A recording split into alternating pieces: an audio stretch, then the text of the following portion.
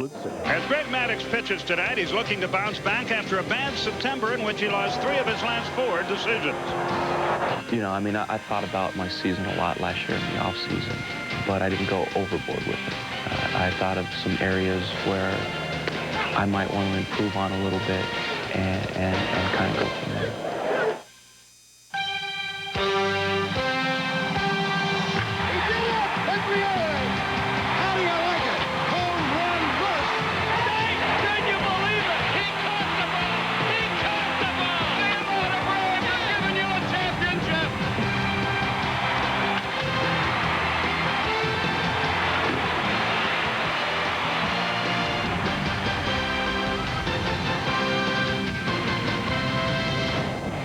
Hello again, everybody. Along with Joe Simpson, Skip Carey, welcoming you to another night of Atlanta Braves baseball from Turner Field, where the Braves will try to even up their season and their series with the Philadelphia Phillies, who won here yesterday afternoon by a 7-4 score. Well, we knew we weren't going to win them all. One loss doesn't mean anything, really, except the way the game went yesterday. A couple of items of concern, huh? I think so, perhaps, Skip. The fact that the Braves averaged a little over 5 runs a game last year, and they won 106 games. Yesterday, they scored 4 runs in the game and really didn't come close to winning the game, especially late. And that leads us to the bullpen. And the concerns about Mark Wohlers continue, because in his last 4 outings, he's gone good, bad, good, bad. Well, Bobby Cox can't live with that every other time out and wondering when they're going to have the good outings. Also, an injury today to Mike Remlinger, who is going to be placed on the disabled list. He pulled a muscle yesterday warming up. Darren Ebert has been called up. So the bullpen has been depleted already, and that is going to be a cause for concern for Bobby Cox in a couple of days when he gets to numbers 4 and 5 in his rotation. He might need his bullpen more. Where do you plug in Mark Wohlers to try to get him back on the beam? Good question, and nobody yet has the answer. Greg Maddux works for the Braves tonight, back with the starting lineups. Play-by-play story right after this. Braves baseball on the Superstation, brought to you by Michelob. There's ordinary beer, and then there's the smooth, rich taste of Michelob. Beer or Michelob. By Kodak Max Film. It's all you need to know about film. By Aflac, insuring over 40 million people worldwide. And by Turtle Wax, the leader in car appearance products.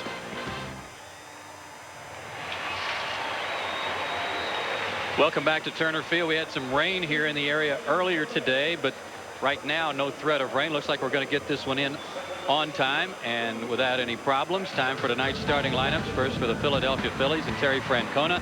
Doug Glanville will lead it off in center field. Marlon Anderson had a big day yesterday at second base. Scott Rowland hit third.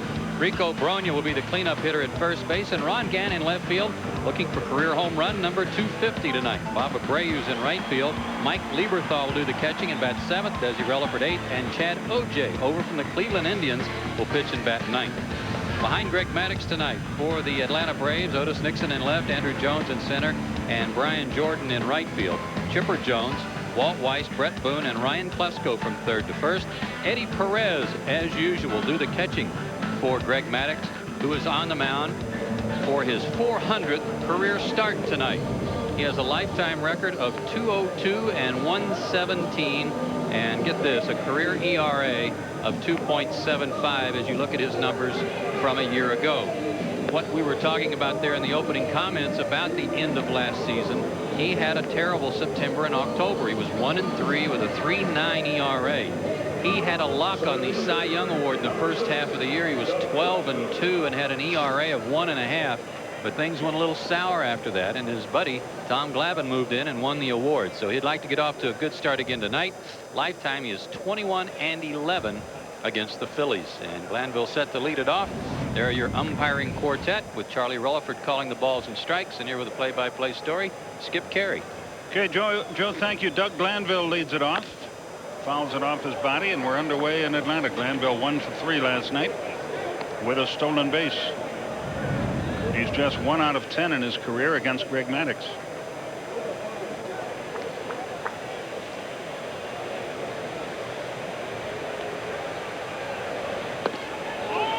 Low and inside, 1-1. Again, we can look and see if the so-called high strike and the so-called diminishing of the strike zone corner to corner will affect Maddux.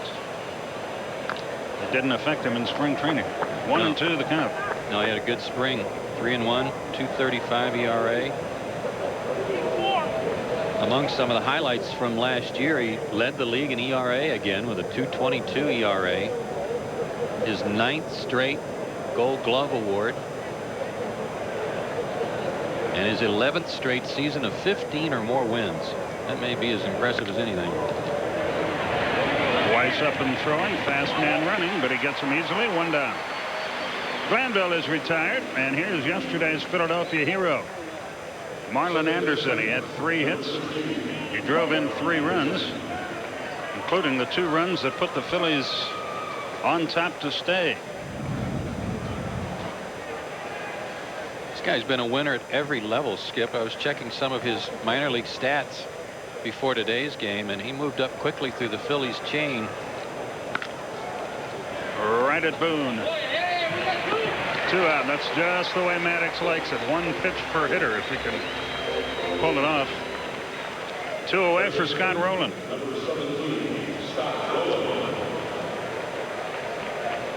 You see the 14 on the hat there, Greg Maddux. That's a salute to Andres Galarraga, who I'm sure is looking in tonight down in West Palm Beach.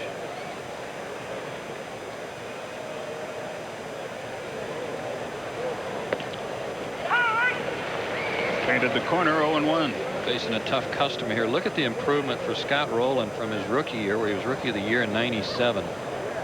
In some very important categories. Production numbers, home runs, and RBIs. This guy is already a star. If I'm not mistaken, Maddux beaned Rowland a couple years ago. You are right. Still 0-2.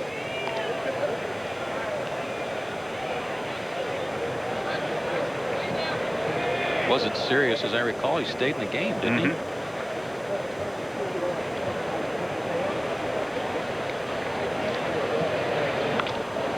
Pop foul back and out of play. Still 0-2. Elsewhere, the Reds all over the Giants. 5-0 in the 2nd. San Diego 3-1 on the Rockies in the 6th. Mets 5-0 over Florida in the 2nd. Pittsburgh's 2-1 over Montreal in the 2nd. Cubs open at Houston tonight. Arizona's at Los Angeles. Just missed inside. 1-2.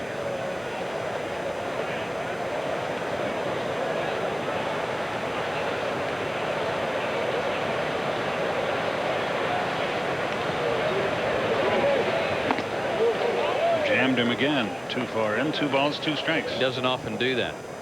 Maddux will remind you sometimes and pitch inside, bust a guy inside, but then if you're Scott Rowland, you have to think that he's probably going to go away with the next pitch. He didn't. Still 2 balls, 2 strikes. Rowland hanging tough. You're talking about Andres Galarraga's number on Greg's hat. He's talked quite a bit in the spring about the absence of Galarraga in the clubhouse, and those things are very important to Greg. Not the flash and glitter of somebody and what they do on the field as much as just the good guy image. That ball is whacked. Short hops the wall, and Rowland cruises into second with a 2-out double. Boy, he's a good young hitter. Quick bat, and boy, is he a good low ball hitter. We saw that yesterday against Glavine, who left the ball out over the plate a little bit, and this one came back just enough and really had the outside third of the plate, and he still juiced it about 400 feet. Rico Bronya, the batter. He is 8 out of 29 in his career against Maddux. The Braves play him to hit to the off field. A lot of room in right center and down the right field line.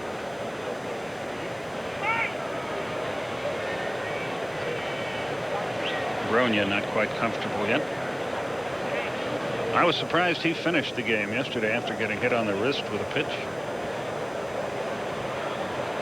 Remember that line drive? I think it was it Brett Boone or Walt Weiss that hit one right at him?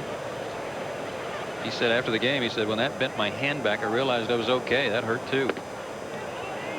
Breaking ball down and in. 1 ball, no strikes.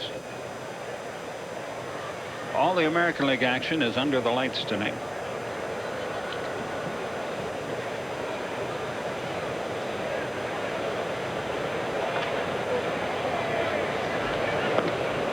2-0. As you look ahead in this game, you have the Budweiser game summary and the Aflac trivia question, among other features to look forward to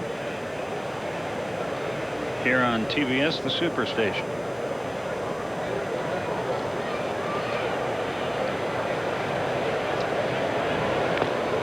Foul tip, 2-1 the count.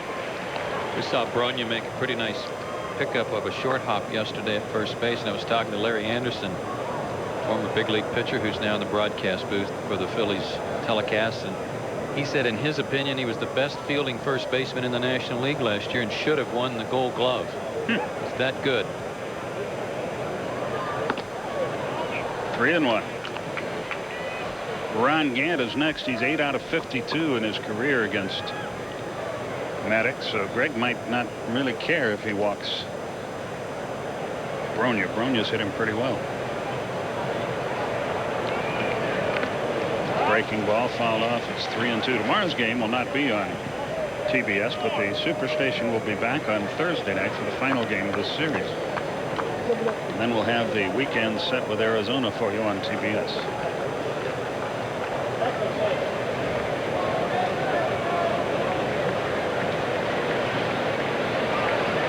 The 3-2 pitch. Strike 3 called over the inside corner. Had him looking away and beat him with a fastball inside. 1 hit, no runs, no errors, 1 left. Bottom of the first. No score.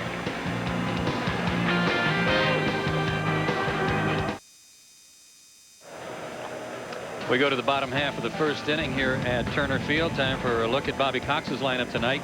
Otis Nixon, Brett Boone, Chipper Jones will get things started here in the first inning. Brian Jordan with a big day yesterday.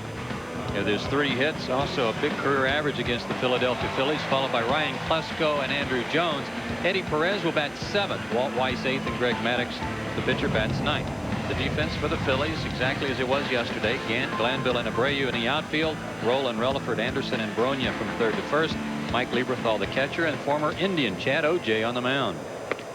And he fires a strike to Otis Nixon in the bottom of the first. It's underway here on TBS.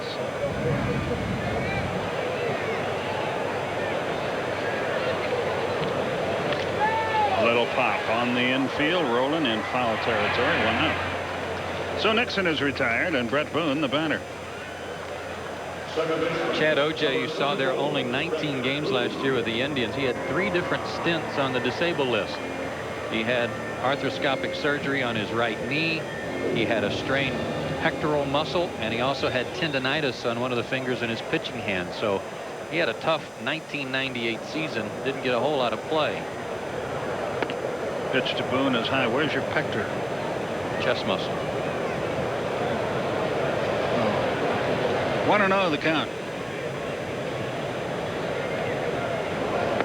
Actually, we got a media guy today from the Trainers Association for all the trainers of the major league teams, and there's a nice outline describing where all the muscles are for you. I'll get it for you. That guy who modeled for that doesn't look much like me. 2 balls and a strike.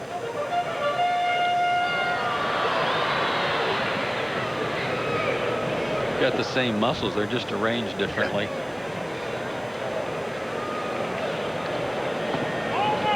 Did he go? No. 3-1. O.J. had a great start to spring training with the Phillies. His first 4 outings, he had a 1.13 ERA, and in his last 2 outings, 20 hits and 17 runs in 8 innings.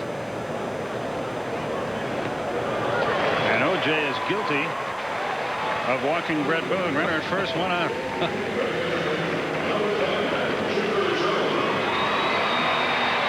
Here's Chipper Jones.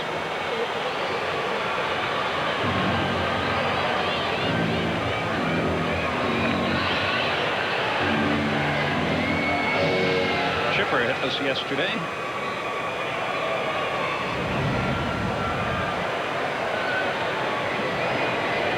Boone edges away. Not much of a base stealer, though he runs pretty well.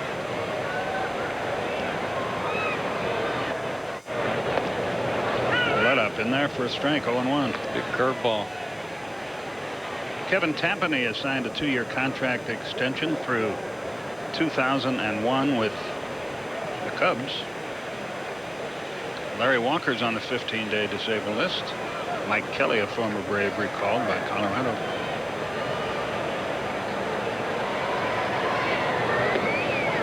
A ball and a strike. Randy Myers goes on the 15-day list for San Diego.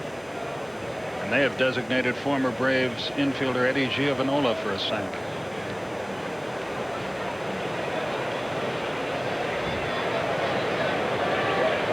One and one, the count to Chipper.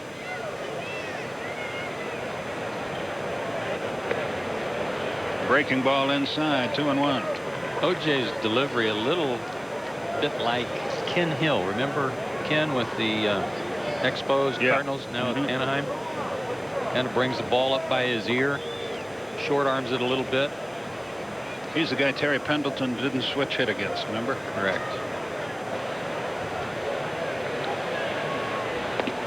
2-2. Good change.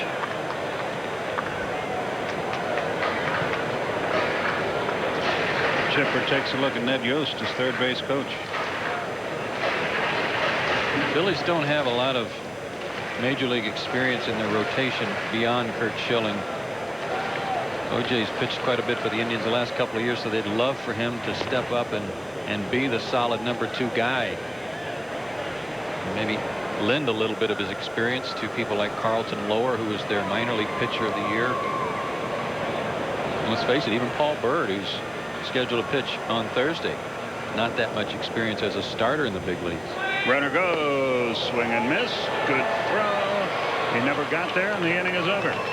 Chipper strikes out into a double play. So no hits, no runs, no errors, nobody left. And the end of one on the Superstation, no score.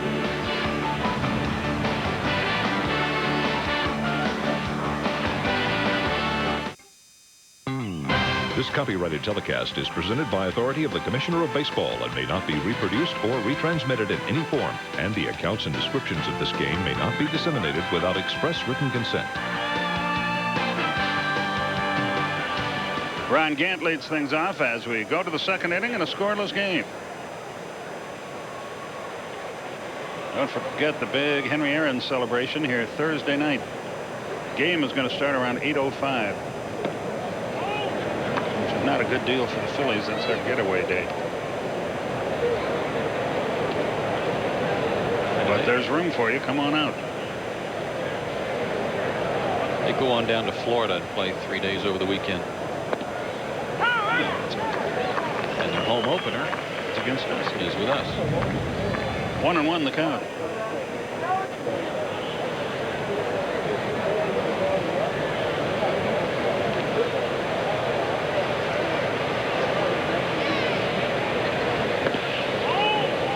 Just missed the outside corner.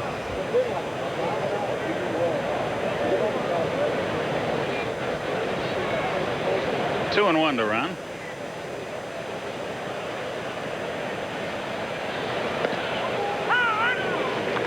Two and two. Charlie Relaford behind the plate tonight was one of those umpires that really took exception to accusations that the umpires fudged on the strike zone for guys like Maddux and Glavine because they have such good control. He said, I think that's a product of media attention more than anything else. 3-2 the count.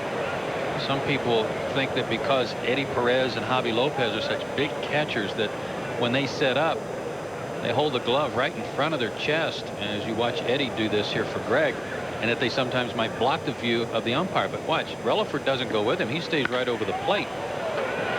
Chopper to Chipper. Gant's retired, one away.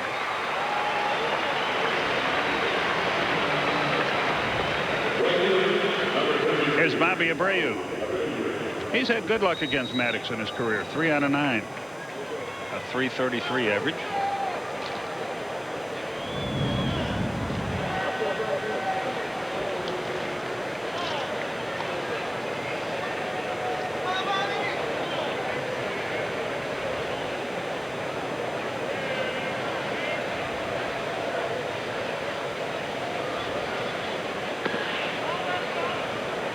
That didn't miss by much. 1 ball, no strikes.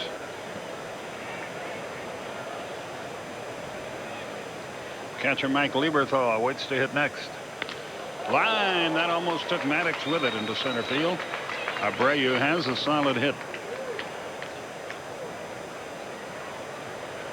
That ball was scorched. I think a lot of the hitters that give Greg Maddux trouble or have some success against him are guys who are really handsy hitters, guys who use their hands more in their swing than they do any other part of their body, and Abreu's one of those. Watch this swing.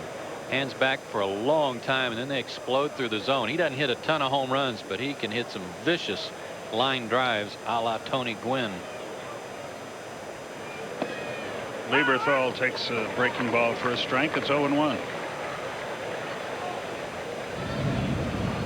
Carlton Lower against John Smoltz here tomorrow night. That'll be on Braves radio, not on TBS, the Superstation.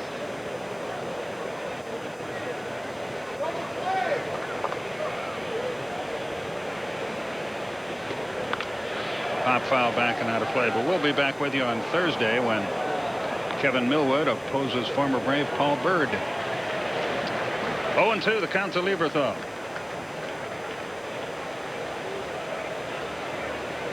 With Lieberthal having missed so much of last season, the Braves have already found the last game plus 1 inning that there's nothing wrong with his arm.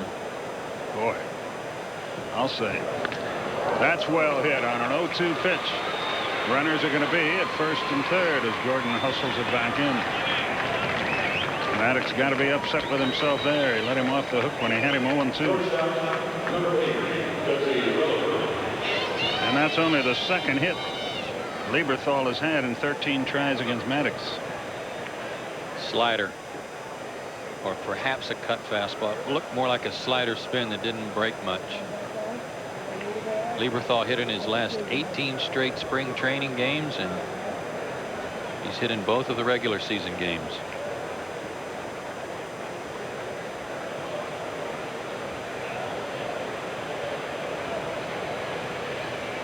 Desi Relaford is the batter, a fast man, a switch hitter. He bats left, of course, against Greg Maddux. Down the left field line and out of play, and it seats 0-1. Tough man to double up. You're right, Skip, because he runs so well. This would be a good time for one of those patented comebackers, one hoppers back to Maddux.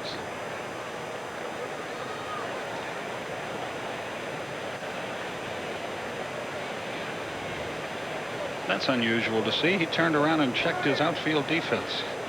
He doesn't do that often.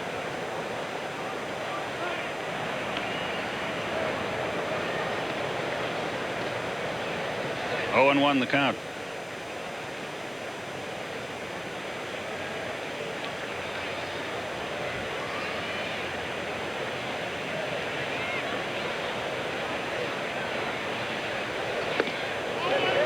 Missed inside, a ball and a strike.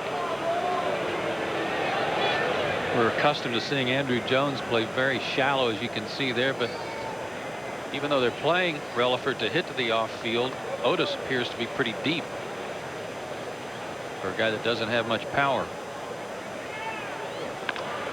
Ground ball down the first baseline, foul. It's 1-2. Now he'll take a shot at the strikeout.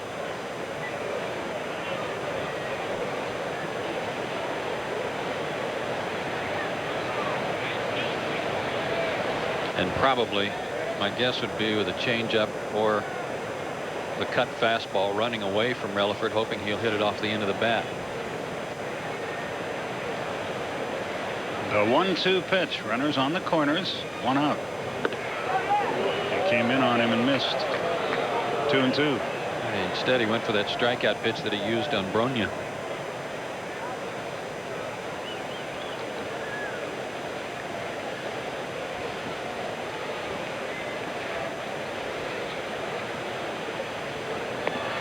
Full count now, 3-2.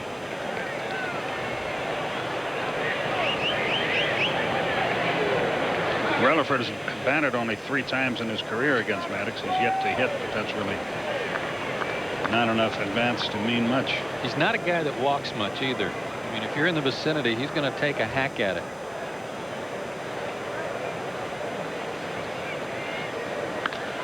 Into left center. That's going to fall for a hit. Andrew cuts it off diving and holds the runner at second. That's an outstanding play. But the Phillies have the lead 1-0.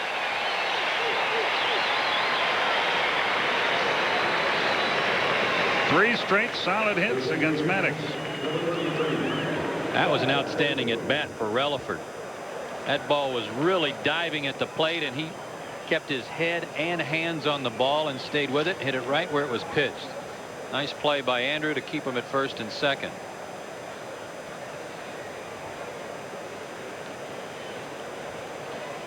He wanted the ball hit in that direction, but not in the air. He wanted to get a ground ball. Watch Relaford's head. Boy, did he stay on that ball nice. He was willing to give up the inside half of the plate. O.J.'s bunting and missing. 0-1.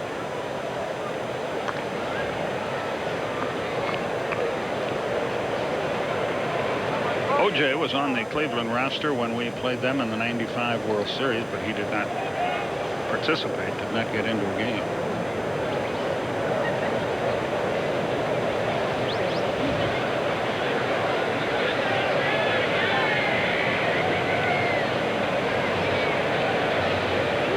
Braves anticipate the bunt.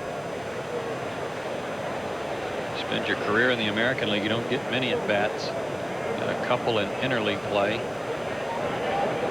Oh, look at the Braves charge. Chipper Jones and Brian Klesko were no more than 10 feet from him, almost too close. You know, you can't hardly do that on against a National League pitcher, because they're going to pull the bat back and take that chop swing. But there's a guy who's very inexperienced at the plate, and the Braves could take advantage of him. They put the wheel play on, and both Klesko and Jones, you're right, they were all over him.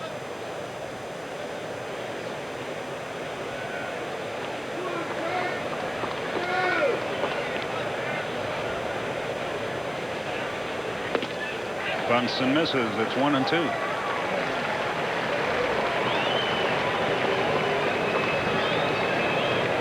This might be one of those spots where you go ahead and bunt again just to stay out of the double play. You'd rather have him bunt foul and give your leadoff man a chance. Good chance that there's going to be a strikeout here. Make it on an attempted bunt rather than a swing and miss. He's bunting. Low and away, I guess. Pretty close. 2-2. It was a pretty good pitch. Let's see. Looked like it came back.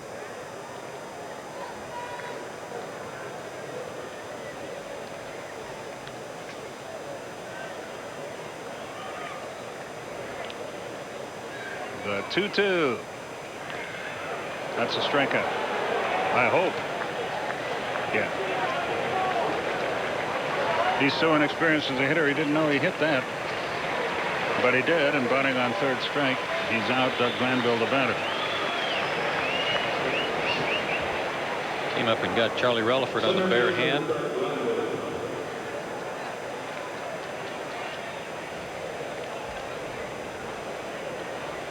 He pronounces that O.J., not Ogia. Out of Baton Rouge, Louisiana. And LSU. Studied kinesiology. Our old pal Mike Marshall was a kinesiologist.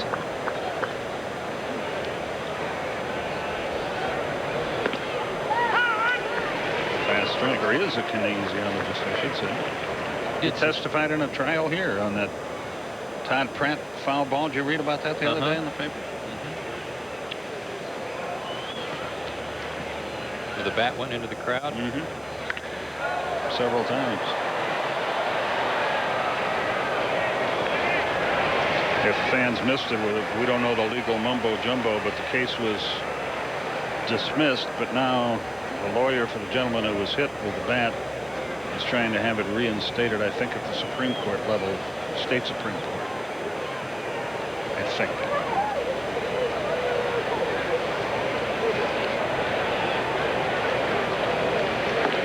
Getting over, he chased one up around his ears. So Maddux gets out of it, not before Philadelphia scores a run on 3 hits and leaves 2. Bottom of the second, 1-0 Phils.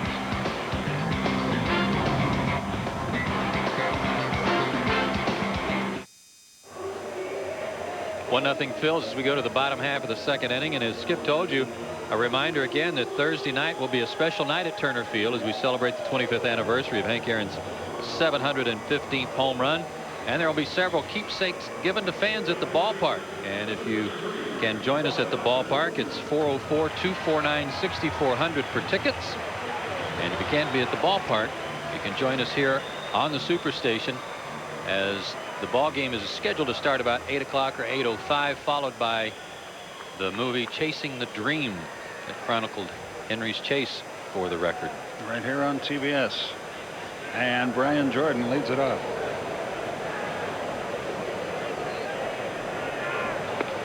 And looks at his strength.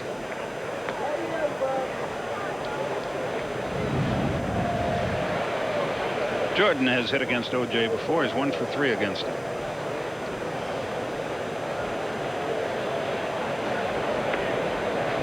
Breaking ball outside. It's 1-1.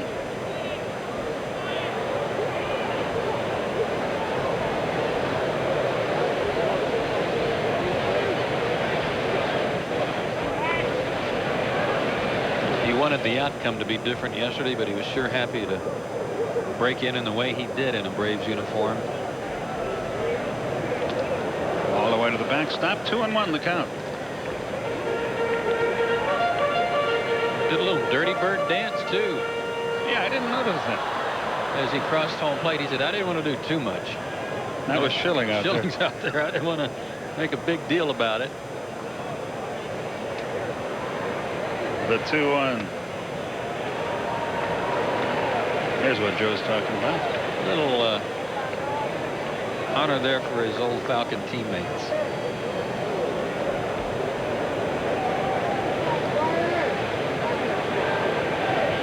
Look out. There's the start. Second walk for O.J.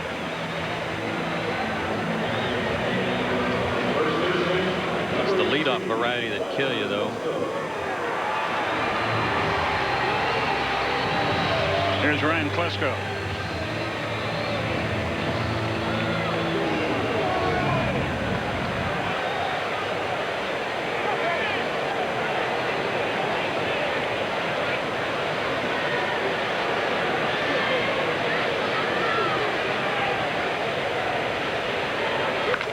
High drive center field. That ball is touched off.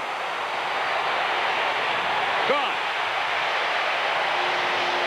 Klesko hit it to straightaway center. Atlanta has the lead.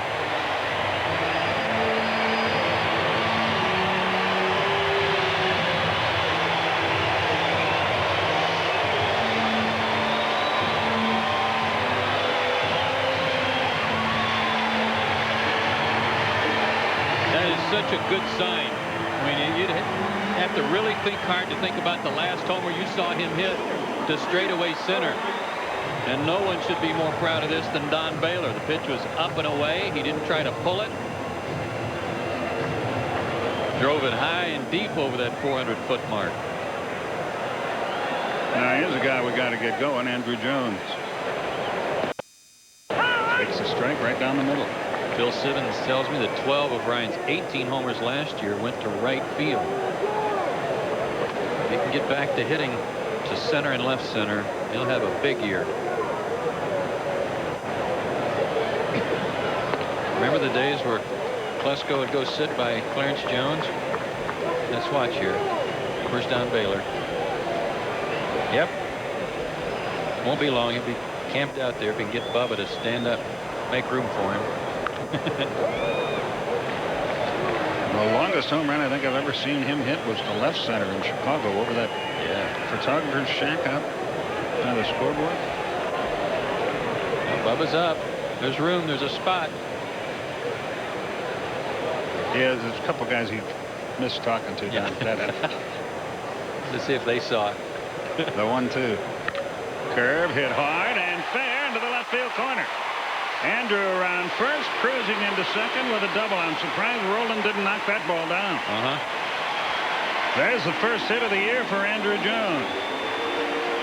That'll get him going, hopefully. Well, if you hit it down the line and you got it past Roland, then you must have hit it pretty well. It was a hanging breaking ball. And just inside the bag, and I bet if Roland had that to do over again, he might have gone to the turf to try to knock it down. Lieberthal to the mound to talk with O.J. Boy, this inning is going. O.J. might want to put in a call to Johnny Cochran.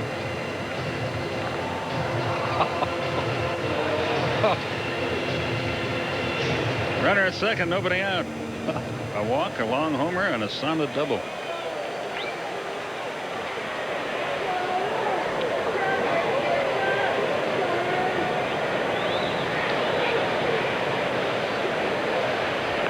Eddie tries to bunt and fouls it back. We've been talking about the trials and tribulations of Andrew Jones over the last couple of weeks of spring training, and took an 0 for yesterday. He was 0 for 33 against the Phillies last year and 0 for 4 yesterday against them. That snaps a long streak against Philadelphia. Was it last year he hit that long home run in Philadelphia? That was 2 years ago. 2 years ago.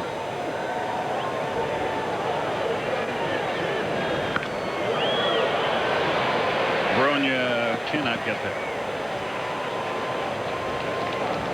And Andrew was tagged up. If that ball's caught, he's at third base.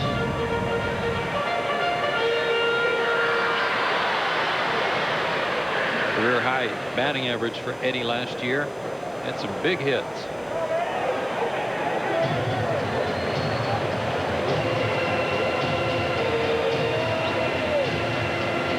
Again, Lieberthal and O.J. meet on the mound.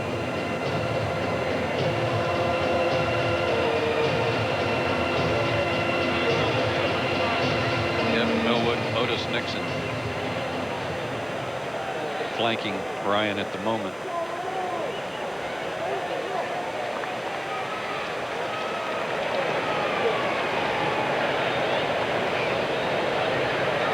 The 0-2 to Eddie.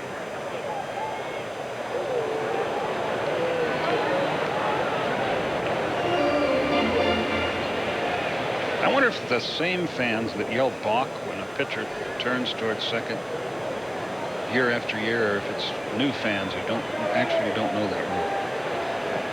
They chased a bad ball. First base is not occupied, and everybody will be safe.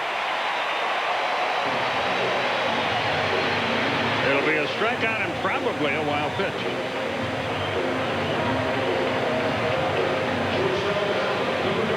In the dirt. Lieberthal couldn't block it.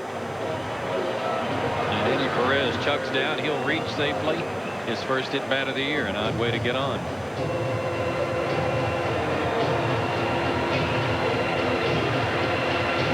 They're probably the same fans that go to the NBA games and yell traveling as if somebody's actually going to call it. Yeah, but they're right.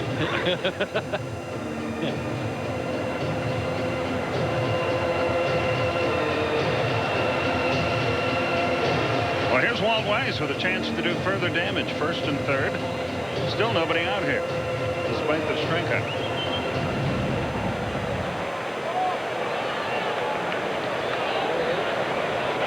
They'll play for 2 back up the middle, but anything hit to Roland or Bronya, they'll probably come home. Oh, what a play. Only play will be to first. Just in time there. Run scores. It's 3-1. And another runner is in scoring position. Good play by Bronya there, and a good job by O.J. bouncing off the mound. This saved a base hit. He wasn't hit that hard, but since Bronya was holding the runner on, he had a long way to go to get it. Nice play. Weiss still gets the RBI, his second of the year. And Maddux bats. That's still just the first out of the inning.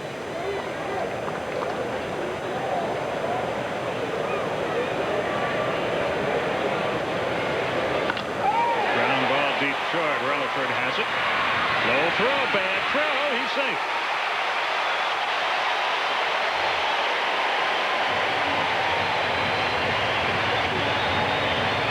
That was an awful throw. That was a play where he had more time to get set. It didn't take advantage of it. He's got the pitcher running, but instead of trying to get set up a little bit and get a little more on his throw, just flipped it over there, and Bronya could only help them so much. It's an error, as it should be.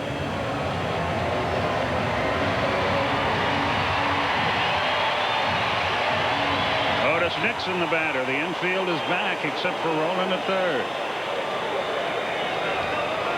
First and second, 1 out, 3 in. Down and in with a breaking ball.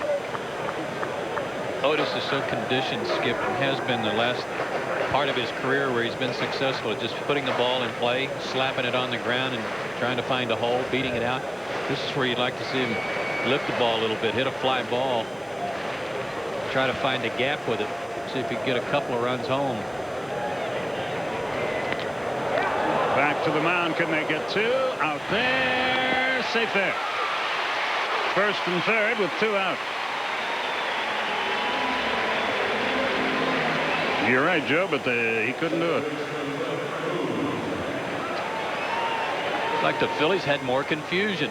That should have been an easy routine double play, and even with Otis running they should have turned it, but there was some confusion over who was supposed to cover. O.J. threw it right to the bag, but Relaford and Marlon Anderson not sure who they decided was supposed to cover on that play. Cost him. Brett Boone, the batter. Breaking ball outside. 1 ball, no strikes. Chipper Jones would be next.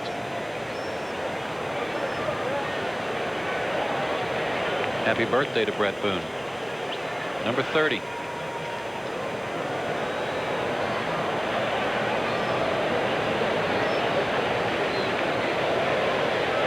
There goes Otis. They throw through. He's in there. That time Lieberthal did not make a good throw. He one-hopped it down there. So Otis has his first stolen base of the year.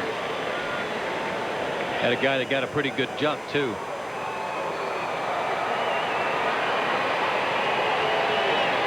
Nice play by Marlon Anderson to scoop it up, but too late on the tag.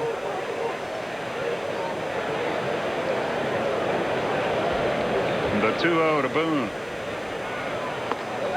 3-0. Will they turn him loose? Chipper Jones next. Stolen base number 161. He had been tied with Dale Murphy on the Braves franchise stolen base list, and look who's at the top. Yeah, you'd never think that. I mean, you'd never even, that would never cross your mind unless you saw him play. They're loaded for Chipper with 2 out.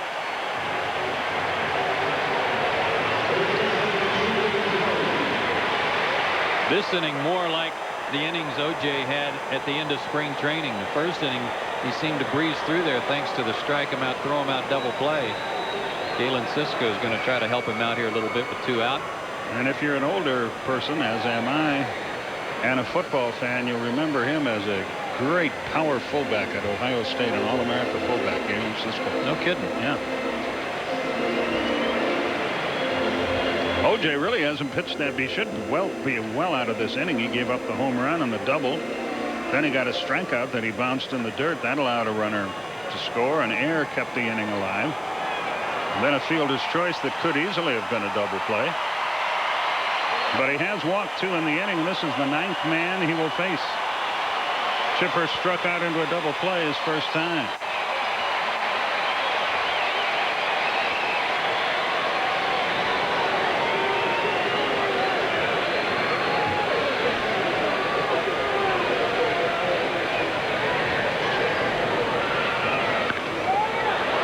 Bronya, another fine play, and again O.J. does his job, and the inning is over. Out of all that, the Braves get 3 runs, and they do it on 2 hits. There was an error, and 3 big men were left. At the end of 2, 3-1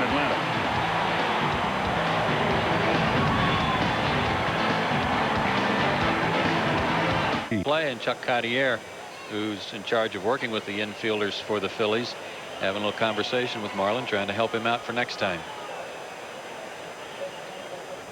And we go to the 3rd inning here.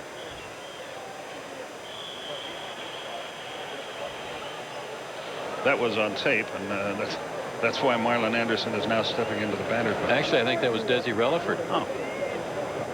As opposed to Anderson. That my mistake on the conversation participants. It was actually Desi Relaford he was talking to. Maybe they're talking about Marlon Anderson. Talking about maybe you should have been covered. Where were you? 1 ball, no strikes. 1-1 the count. In the fourth, the Reds 6-1 over the Giants. Padres 4-2 over the Rockies in the eighth. Mets are hammering Florida tonight 7-0. Pittsburgh leads Montreal 6-1 in the fourth. The American League action has not yet commenced. Look how calm and relaxed Anderson is in his stance. Certainly no tension in his hands or anything, is there, while he's waiting for the pitch to be delivered?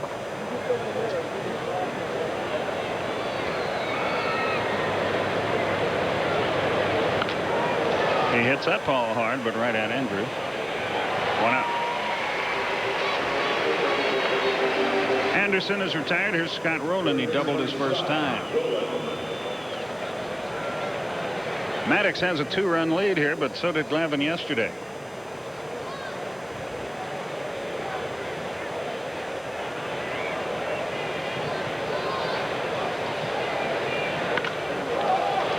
Line to right, but Jordan is there. He's got it. 2 down. Does Rowland ever hit a soft out anywhere? Doesn't seem like it, does it? The Cubs have a 1-0 lead early against Houston. You don't suppose, do you? Sammy Sosa, maybe? I guess Could be. We would have heard. How many homers did he hit in spring training? 12. McGuire only hit 9, but he hit one last night to the off field and just missed another one down the right field line. Bronya fouls it away. 0-1.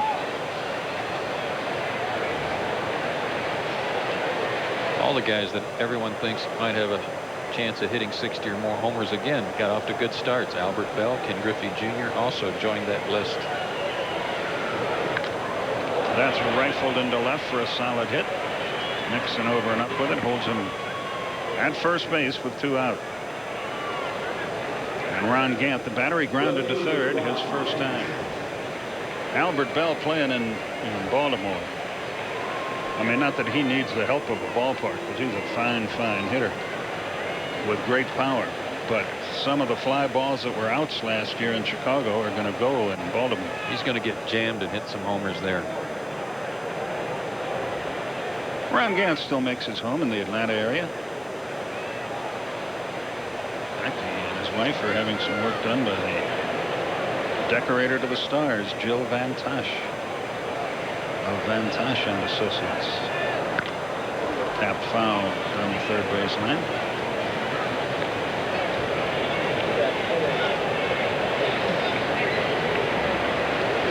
Mark Grace at a home run. That's how they got that.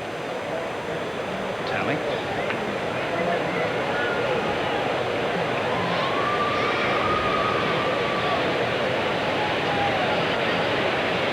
Oh, and 1 the count. Runner at first, 2 down.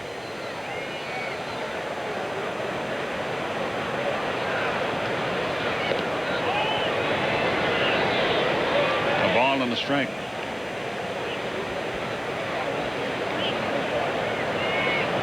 Ron's still in great physical condition. You can see those big guns hanging out from under his sleeves. Still works hard to stay in shape.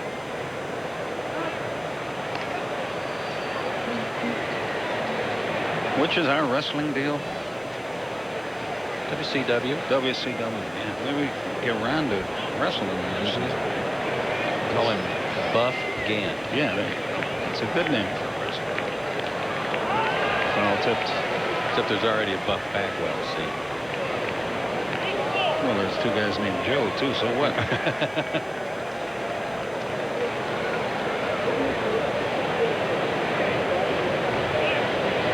Is Goldberg one of our guys?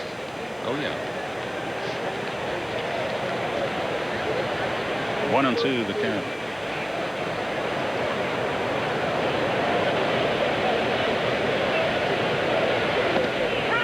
Got it. Gant doesn't like it. Flips the bat in disgust. But the inning is over. A hit, no runs, 1 left. Bottom of the third, 3-1 Atlanta.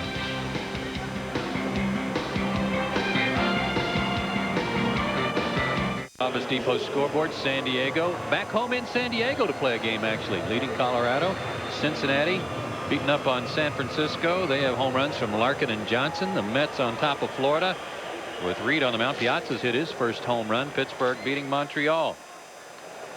Chicago got the home run from Mark Grace. And all the American League action yet to get underway. One other National League game. Arizona is at L.A. a little bit later. Boy, they had a good one yesterday. What a day for Mondesi. 0-1 the count to Brian Jordan. Base hit right center. Abreu over and up with it and holds him to a single. Jordan's on base again. This was kind of a funny swing. Yesterday he kind of took a little bit of a half swing at a ball and pulled it in the hole on the left side for a base hit. This one he stopped about 2/3 the way through the swing and still found a hole. When you're hot, you're hot. Here's Ryan Klesko, clouded a 2-run homer over the center field wall his first time.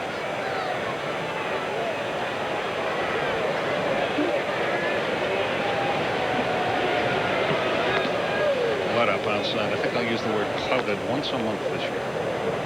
It could be the word of the year for you. Maybe you should write it on your scorebook every night just to try to work it in. Right? No, not every night, just once a month. Clouded.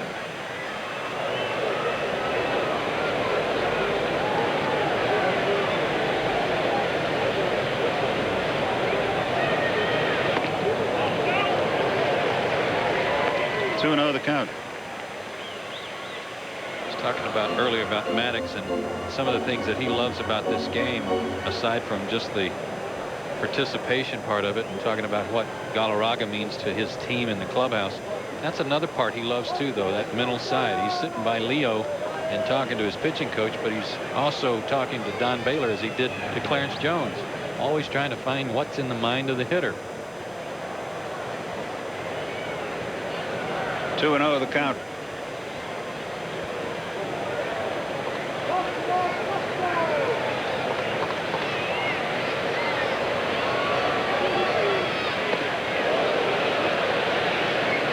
Big cut, but it came up empty. In case you joined us late, Braves had to place pitcher Mike Remlinger on the 15-day disabled list with a strained muscle on his left side, and they recalled pitcher Darren Ebert from Richmond. I'm not laughing at Mike. I'm laughing because I don't know how to say latissimus. Lat's good. Just say strained lat. Well, you don't say a strained dorsal.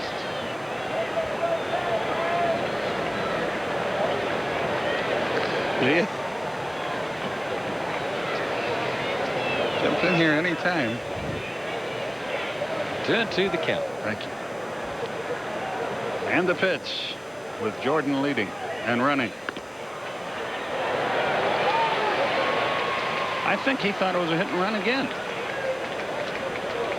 He's out easily.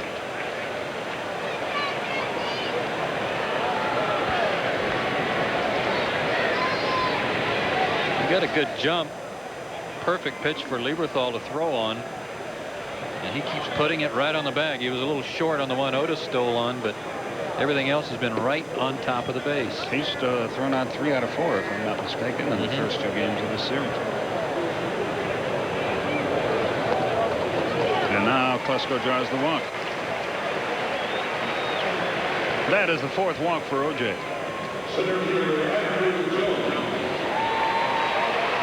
Andrew Jones, the batter.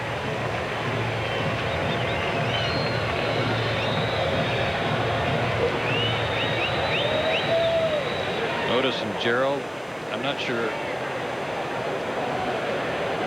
what this could be about other than trying to pick up the move. He may be going over signs too to make sure he's not getting the sign wrong. I was talking to Pat Corrales. It must be a sign, and you're right, Skip. He might have thought it was a hit and run again. And you know, in the heat of battle, it's not that you don't know the sign. We're just guessing here. We really don't know what's going on. But maybe he saw a sign that the last several years in St. Louis meant hit and run and doesn't mean it here. And in the heat of battle, you just take on. True. Or the hitter can miss the sign, too. Who knows?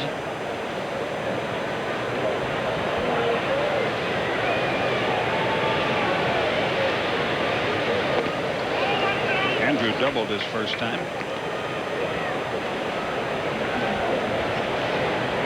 3-1 Atlanta is our score. We are in the bottom half of the third inning. Yesterday's count would have been a good count for a hit and run. The pitch was thrown right over the top of Javi's head, so there's nothing he could do about that when Jordan was thrown out.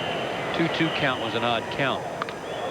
High drive, center field, but not enough. Glanville has room. In fact, comes back in a couple of steps and makes the catch.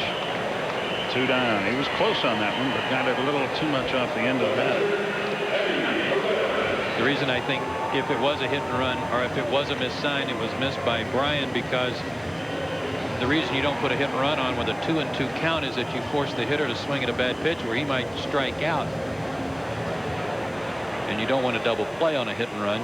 You might give up 1, but not 2. By the way, Etienne Ice, the Minister of Economics and Financial Affairs for Curacao, is here.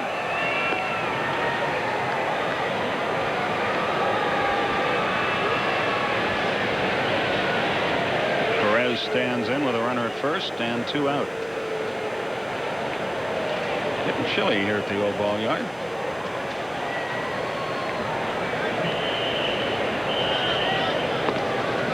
Good breaking ball from O.J. 0-1 the count. Same 2 teams tomorrow night and again on Thursday evening.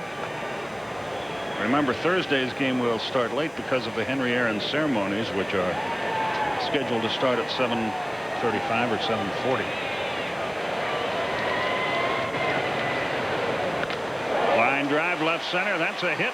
Plesko around second. Glanville cuts it off and thus saves a run. Runners at first and third. And it's all up to Walt Weiss, who drove in a run with an infield out his first time. Boy, Eddie got up on top of that high pitch. Tomahawked it.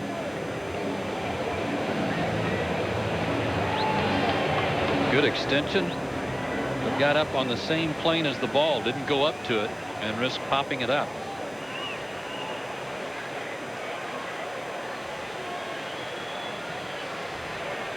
You know, he doesn't get any attention because his team has not been a contender, and in my opinion won't be this year either. But I think Terry Francona is a pretty good manager, don't you? Yes, I do. Still only 39 years old. His 3rd year. He got rave reviews from Michael Jordan,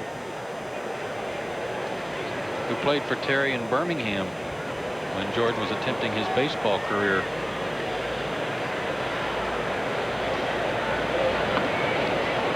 And that was a very difficult situation for a manager, because you've got one guy making baseball, but making $25–30 million a year, and these other kids struggling to make it. Kind of tough to treat everybody the same on that playing field. I think Jordan handled it well too, though. Yes, he bought a lot of dinners and a bus.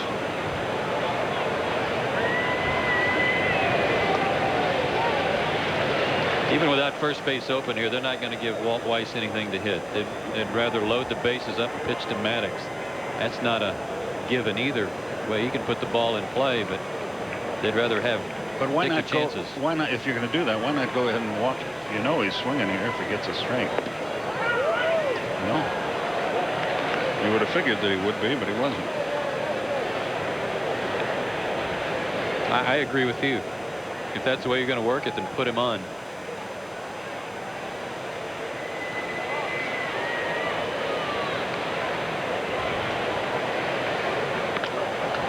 Well, they got out of it without having to walk. Braves threatened but failed to score. 2 hits, 2 left, and to 3-1 Atlanta.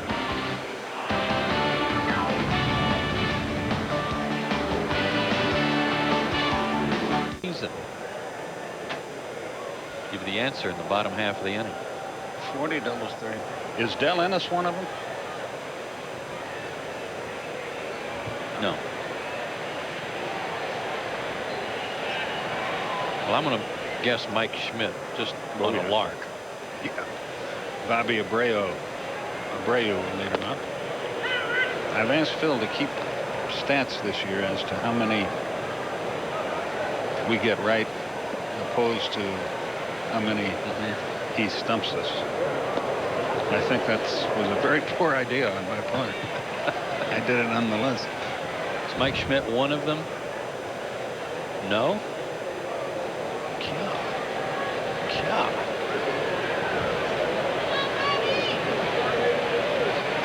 0-2 the count.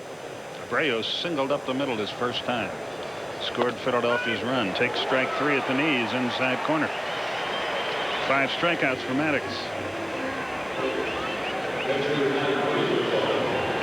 He left that pitch out over the plate last time around, and Abreu laced it up the middle.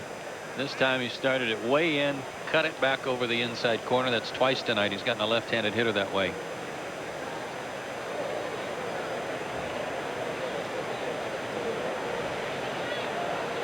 Lieberthal, the batter.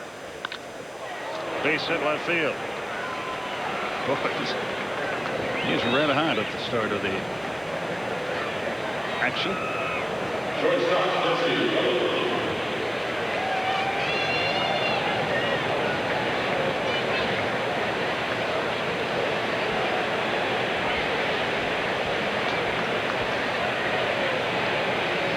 Charlie Rutherford, the batter.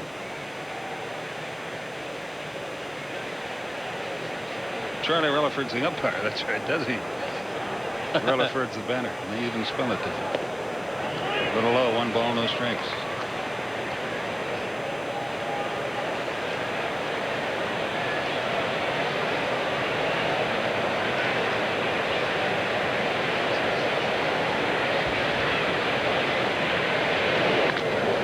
High fly ball, that'll be easy. Andrew puts it away. 2 down.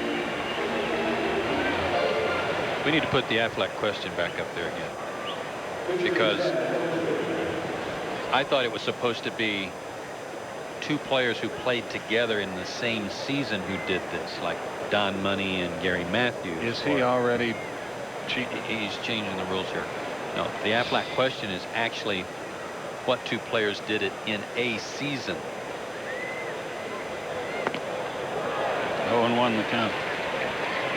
Well, then they can't possibly count this against us if we don't get it. Yeah.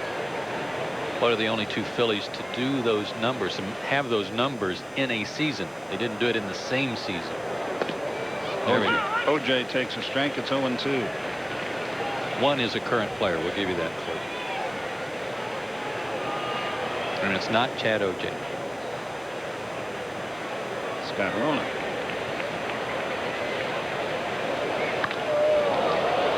Ball's pretty well hit. Andrews there, though. And the inning is over. 1 hit, no runs, no errors, 1 left on the Superstation. It's 3-1 Atlanta. We go to the bottom of the 4th.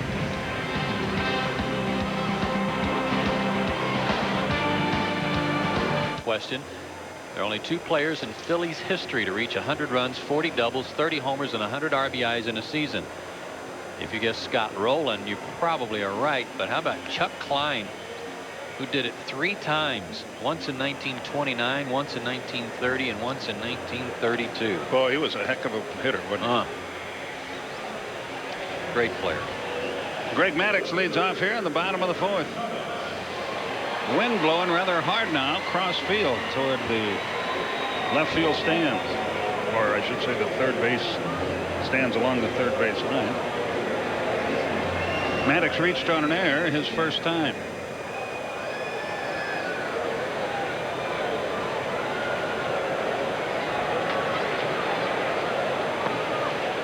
Low and away, 1 ball, no strikes.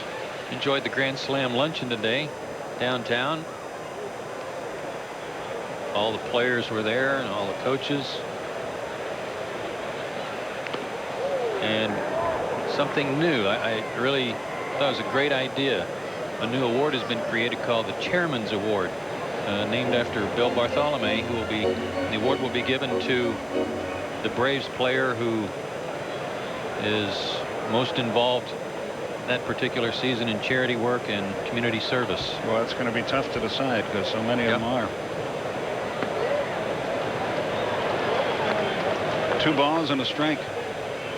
And a donation from the Braves Foundation will go to that player's favorite charity.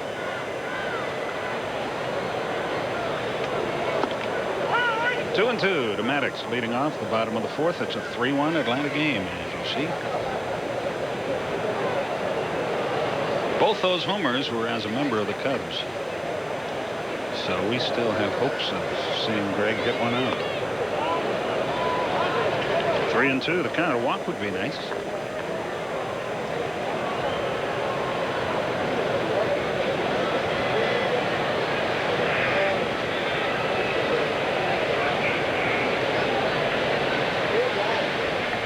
Payoff. We'll have it to do all over again. Still 3-2. I was kidding Ned Yost before the game. It got a little crowded over there yesterday, didn't it? He said I didn't know which way to go.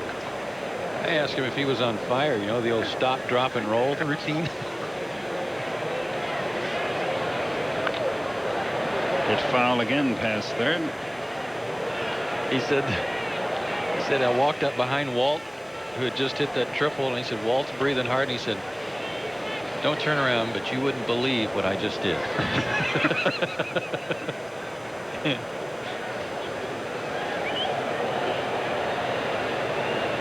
Mets hammering the Marlins tonight, 9-6 in the sixth. There's a drive into left field. It's well hit. It's gone. Oh, there you go, Skip.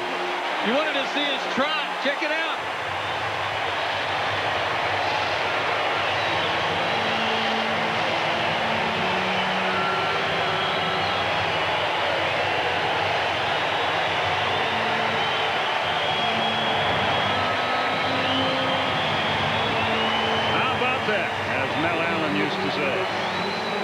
Hey, it's hard to get him to smile on the field.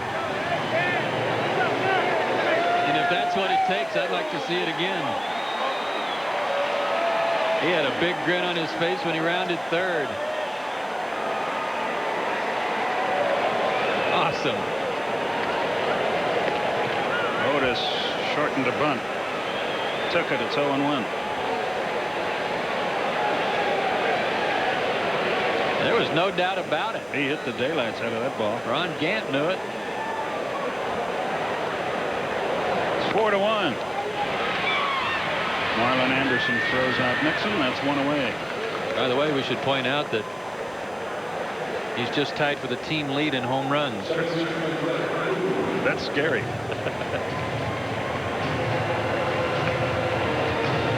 Now there's a conversation I'd like to hear.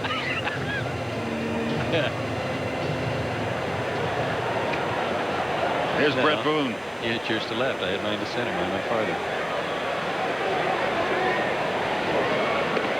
Good breaking ball. Drops in there. 0-1. In fairness, O.J. hurt himself that time with his control. He got to 3-2, and he didn't want to walk him, so fastball after fastball. That didn't miss by much.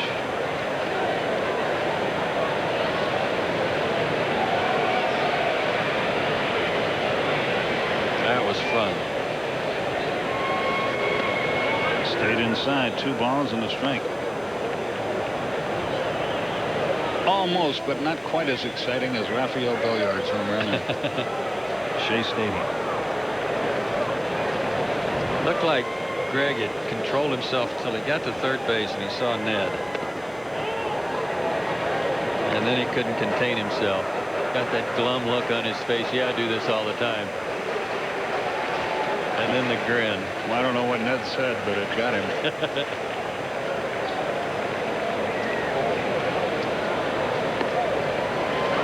Boone draws a walk. Well, you know, it's supposed to be fun. It's a game for little kids anyway. That's one thing I've never been able to figure out is how so many guys making so much money playing a game they loved as kids can be so unhappy as some of them are.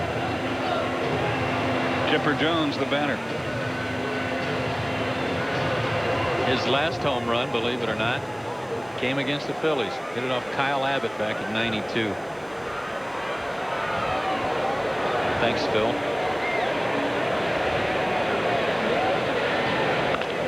Little looper into short right field. Abreu dives, gets by him, Runners will be at first and third. They'll probably give him a hit. And they do.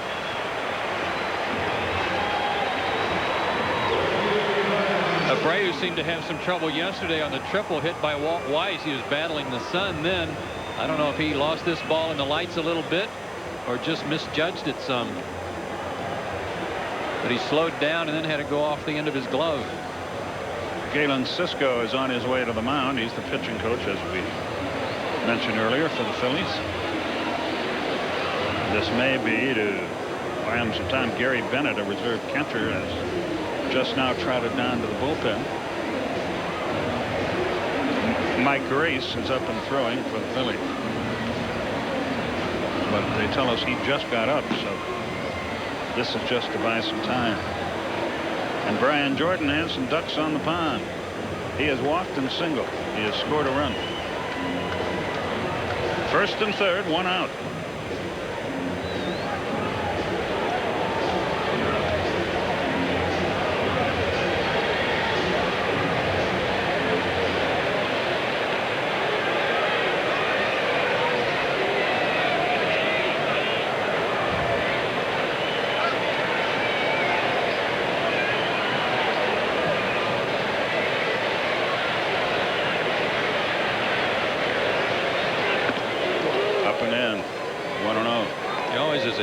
To be ready for that first pitch after the pitching coach has made a trip to the mound. You think the pitcher wants to get ahead in the count, and Brian was hanging all over the plate. That one happened to come up and in on him.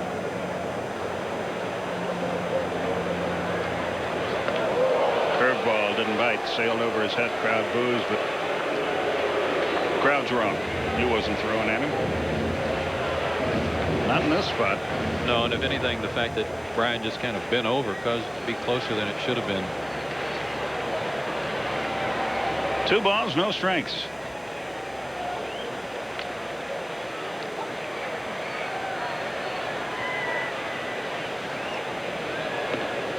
There's a strike. He threw him a fastball at the knees. 2-1.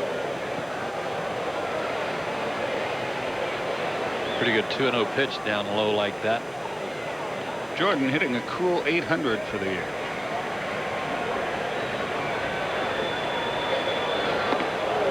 Upstairs, 3-1. A walk would load him up for Klesko. Now, a walk might do it for OJ. He's getting up there pretty good in the pitch count. And as far as Grace is concerned, he's always been a starter. I don't know how well he's adapted to the bullpen work and how long it takes him to get loose. He may not be ready yet. There goes the runner from first, and there's a drive. Deep center field. Glanville looks up. It is gone.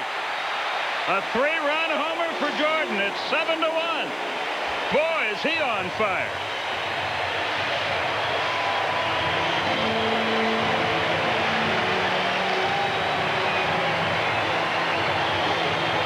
And Greg Maddux no longer shares the lead in home runs. It was short-lived. It looked like another low pitch. And Brian didn't take this one. Crushed it. Good extension. You know, I was talking about those funny swings, one last night, one tonight. He doesn't swing hard to begin with. He doesn't have to. He's so strong and quick with the bat, and the bat speed is so short through the zone. Man, oh man. Ball jumps off his bat. Manager Terry Francona has made the Bell South call to the bullpen.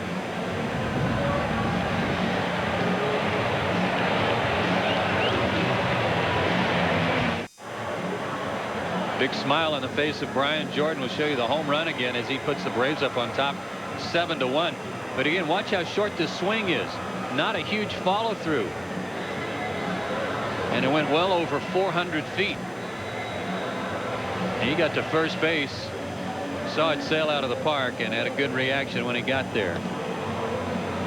He's off to a blistering start with runners in scoring position. Again, that number we had for you from 95 through the 98 season, he had 343 with runners in scoring position. And Mike Grace gets the call. He split his time between the Phillies and Scranton last year. 4-7 at Philadelphia, an earned run average of 5.5. 3-6 at Scranton, an earned run average of 5. He has battled arm trouble a couple of times in his career. Didn't play at all in '93 because of physical problems. And spent '97 at Reading for a while on a medical rehabilitation assignment. And was on the disabled list with a strained right triceps from March 27th to June 25th in '97. His best year was a 7-2 mark 3 years ago. Ryan Klesko, the batter.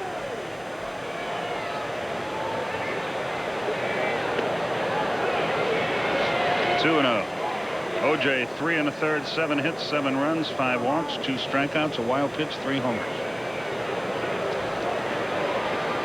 Not the kind of National League debut Chad OJ wanted. There's a strike. It's 2-1. The Phillies were just as high on Grace and Matt Beach and Tyler Green as the Mets were on those young pitchers they had come along, and they all kind of not as severe a fate, but they've all run into various degrees of arm trouble that really slowed him down. A rope to center for Klesko. Well, this is more like it. And Andrew Jones strides to the plate. Saving Grace here is the fact that he bent over. This one right over his back. Ryan stayed on that ball. Boy, that's what you like to see. He stayed on that ball, covered the outside part of the plate, and hit a bullet. See, the Mets guys are talking about Paul Wilson is out for another year with further arm problems. Isringhausen, I don't believe he's active yet. Still battling elbow problems. Bill Pulsifer's over in the American League, I think. He's with Milwaukee. Oh, with Milwaukee in our league. That's right. 1-0 the count.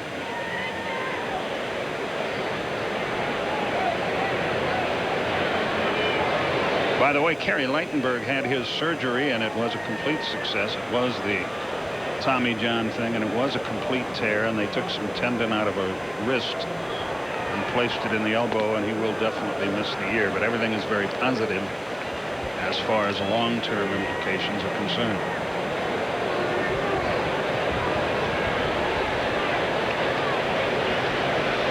He will be missed.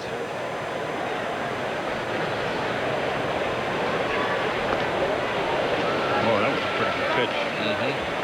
3-0 the count. Long inning here for Atlanta in the 4th.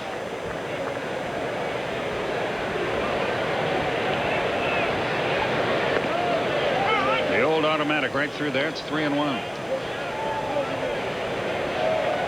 7-8-0 for Atlanta. And it really depends on which board you look at for the Phillies. On one board, they've got 5 hits. On the other, they've got 6. Another base hit up the middle. Klesko around second. He'll stop there as Glanville charges and fires it in. So Grace is rudely greeted. Another good sign here for Andrew Jones. Even with a 3-1 count, he didn't try to hit a ball out of the park. He stayed inside the baseball. And what I mean by that, he kept his hands inside the ball and drove it up the middle. He wasn't trying to go out around the ball and yank it down the left field line. And as a result, picked himself up another hit tonight. You can think about pulling the ball once you get in the groove, can't you? Sure you can. Or you react to the pitch in such a way as you can pull the ball. That's what I try to tell young guys, that you don't have to think pull. You have to think about middle of the plate and then adjust. Eddie Perez has a hit tonight. Just about everybody does. There's another one for Eddie. Klesko's around third. They'll hold it. Gant up and firing. 3 straight hits off Grace load the bases. And Walt Weiss has a chance to do some damage.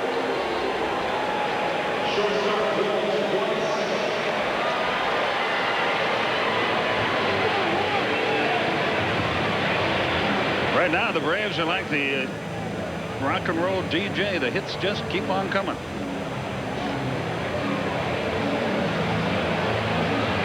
10 hits already. Bases loaded, 1 out, 4 already in. Walt's had some good RBI opportunities tonight. Drove in a run, got robbed of a hit in the 2nd inning, popped up with 1st and 3rd in the 3rd. Infield about halfway from Philadelphia. 1 ball, no strikes. He's been behind every hitter.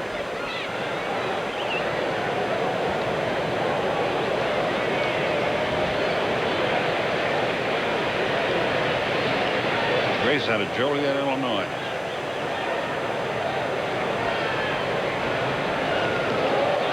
There's a wild pitch. A run should score, and a run does score. And the throw gets away, but everybody has to stay where they are. It's 8-1.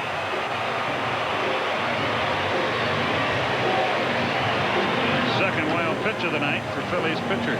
It just appears that Grace is really trying to force the ball in there instead of just letting it go loosey-goosey, and not a whole lot unlike the struggles that Mark Wohlers has been through recently. He's not taking his arm back as far as he should, short-arming it a little bit by comparison to his normal delivery, and not using the leverage that he can usually use from his height of about 6'5". 6 hits and a walk in the inning, and it's 3-0. And the Bambino is next. Greg Maddux. Wouldn't hit 2 in 1 inning, would he? Well, I'll bet Smoltz is probably in the clubhouse charting pitches too. This is great. There's a strike 3-1. It doesn't get any better than this. John was lamenting around the cage today that he was not getting good wood. You can steal Maddux at that. Maddux does have a good bat. Little chopper toward first, but foul. I don't know if we can get a shot of it, but the one he was using in batting practice, it was unusual to see a pitcher have that good of wood. It had real white grain in it. He was zinging it pretty good. I don't know if that's the same one or not. I believe it is. The whiter the grain, the more solid the wood. The 3-2. He walked him. They're loaded for Maddux.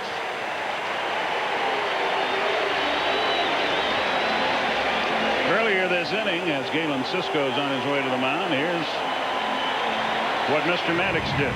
Getting a standing O.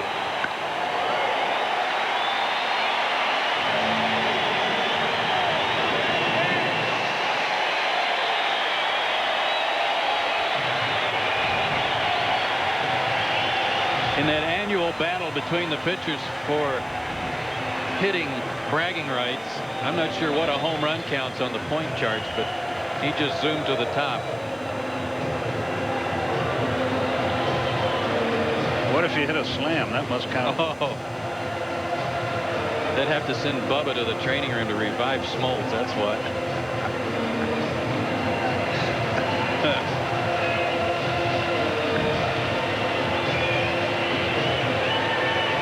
Michigan State loses in basketball. Michigan State loses in hockey, and Maddux hits a home run. John's having some month.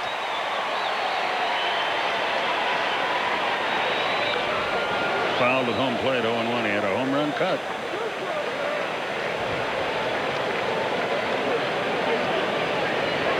Grace gets a strike in there. 6 hits and 2 walks in the inning.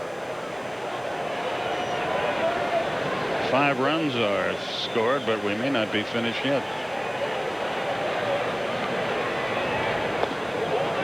Outside, it's 1-1.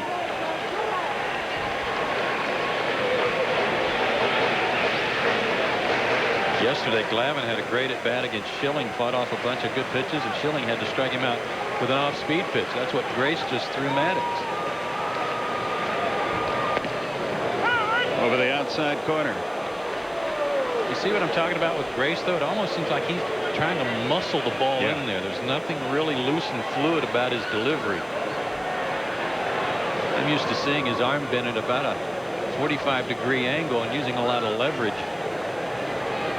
on his move to the plate. Good cut, fouled it back, 1-2. Otis Nixon next. It has been a long inning. And a very profitable one for Atlanta. 5 runs are home. And it's already 8-1, and I know it's 1-2 on the count, but Greg's still got to be thinking downtown here. He's got to go for it. Why not?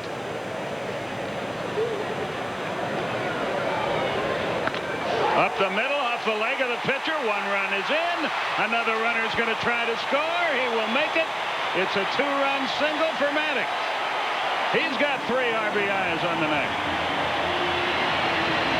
That makes it 10-1.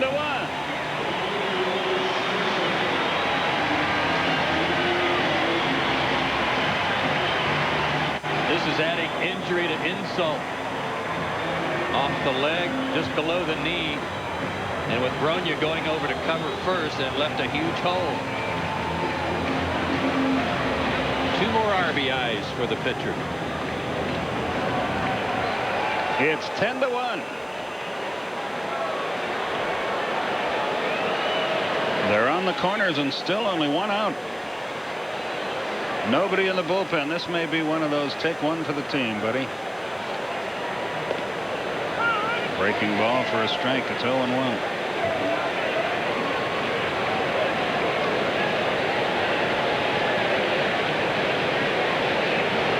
Infield still more or less halfway.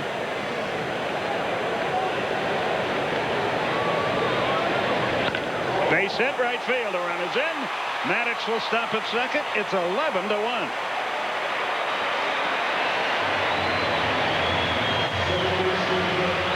Will Otis Nixon atone for making the only out of the inning? Here's Boone, who has walked all 3 times up there tonight.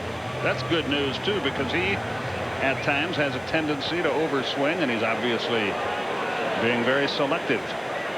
He hit the ball hard yesterday, had nothing to show for it. Every batter in the batting order tonight, including the pitcher, this inning has scored a run except for Otis.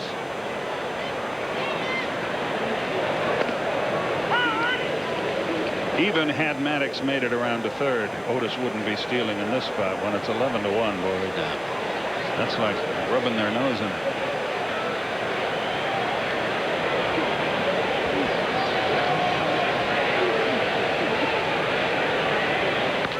Line drive. Oh, what a play by Rolen out there. Out there, and the inning is over. It took 24 minutes, but very profitable, and it took a great play to turn the double play.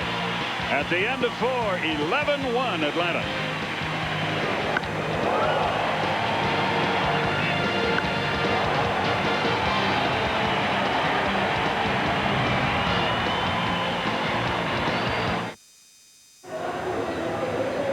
Couple of changes here as we go to the 5th inning.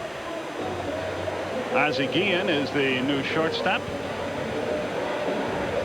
And another former Brave comes home. Brian Hunter is now at first base.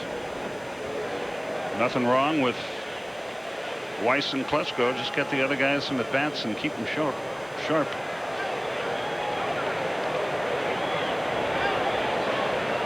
Top of the order, Doug Glanville leads it off. You fall 10 runs behind Greg Maddux. That is not a good way to make a living. You fall 5 runs behind.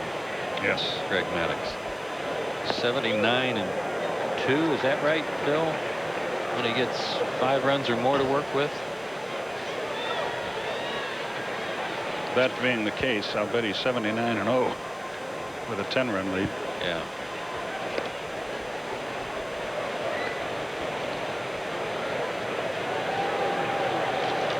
But the Thrashers don't score that many in their second game.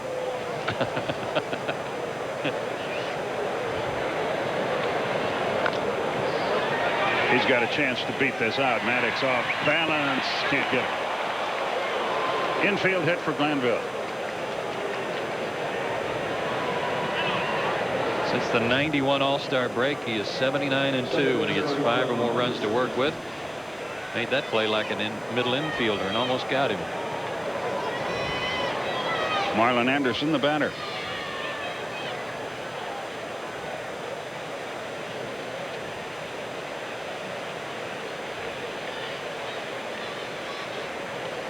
Boy, Boone has hit some rocket shots, and he's all right at him. That was a great play by Roland. Just to make the stop was sensational, but then to be able to make a good throw to second base, icing on the cake. Tremendous reactions at third base for a big man.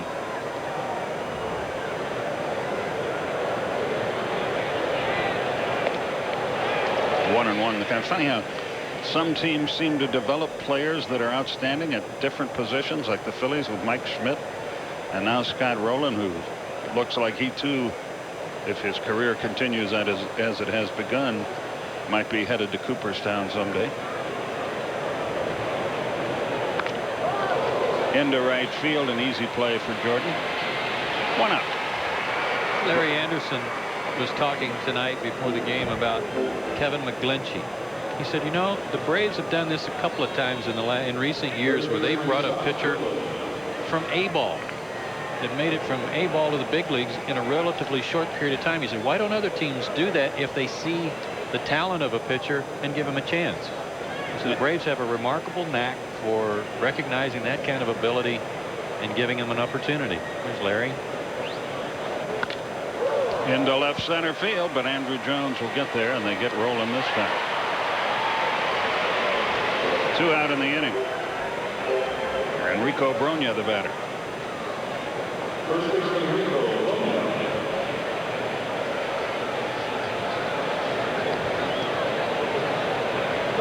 11-1 Atlanta. What's on after the game, Glenn, on the Superstation TBS?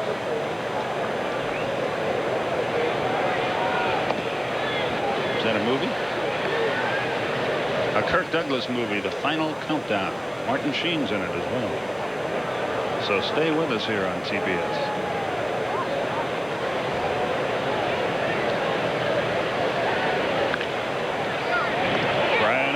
Super play. Inning over. Things look a little different than they did yesterday. 1 hit, no runs, no errors, 1 left. Pete and Don join you now at the end of 4.5 on the Superstation. 11-1 Atlanta.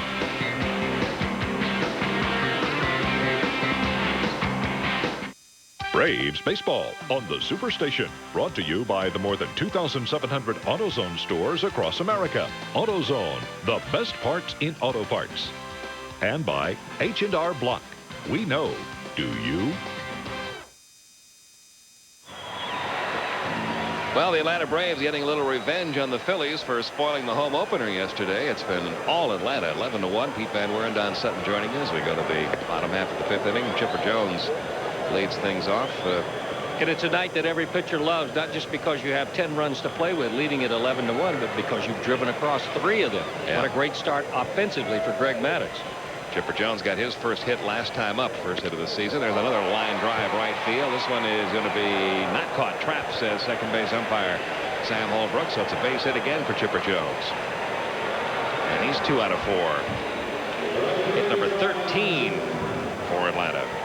Abreu did a good job out here trying to sell this, but you can clearly see it skipped into the glove. And you know what? The last couple of days, he's had some trouble in right field. He's had a couple of balls yesterday in the sun get to him. Ran a couple of circle routes tonight. But he didn't fool the umpire with that. So another base hit for the Braves, number 13. That's number 6. Off of Grace, who has not fooled anybody. Another long drive to deep center by Brian Jordan, but this one will stay in play for the catch by Glanville. And Chipper Jones back to first. Jordan retired for the first time tonight. He had walked, singled, and hit his 2nd homer of the year. I know it's only the 2nd game, but usually by this far into the 2nd game, every hitter has taken one awkward swing. Not the case with Brian Jordan for 2 days. And now Brian Hunter will get a chance to hit. This will be his first at bat of the season.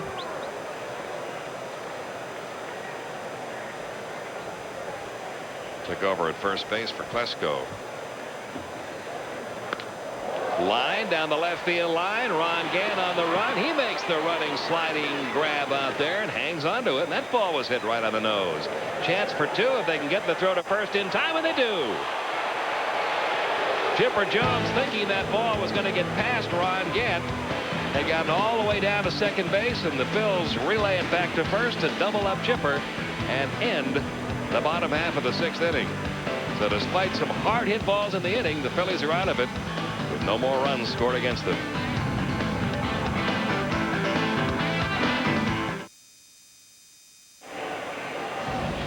It's 11-1 as we head to the 6th inning. It's Budweiser game summary time, but we don't have time to run through all of it for you.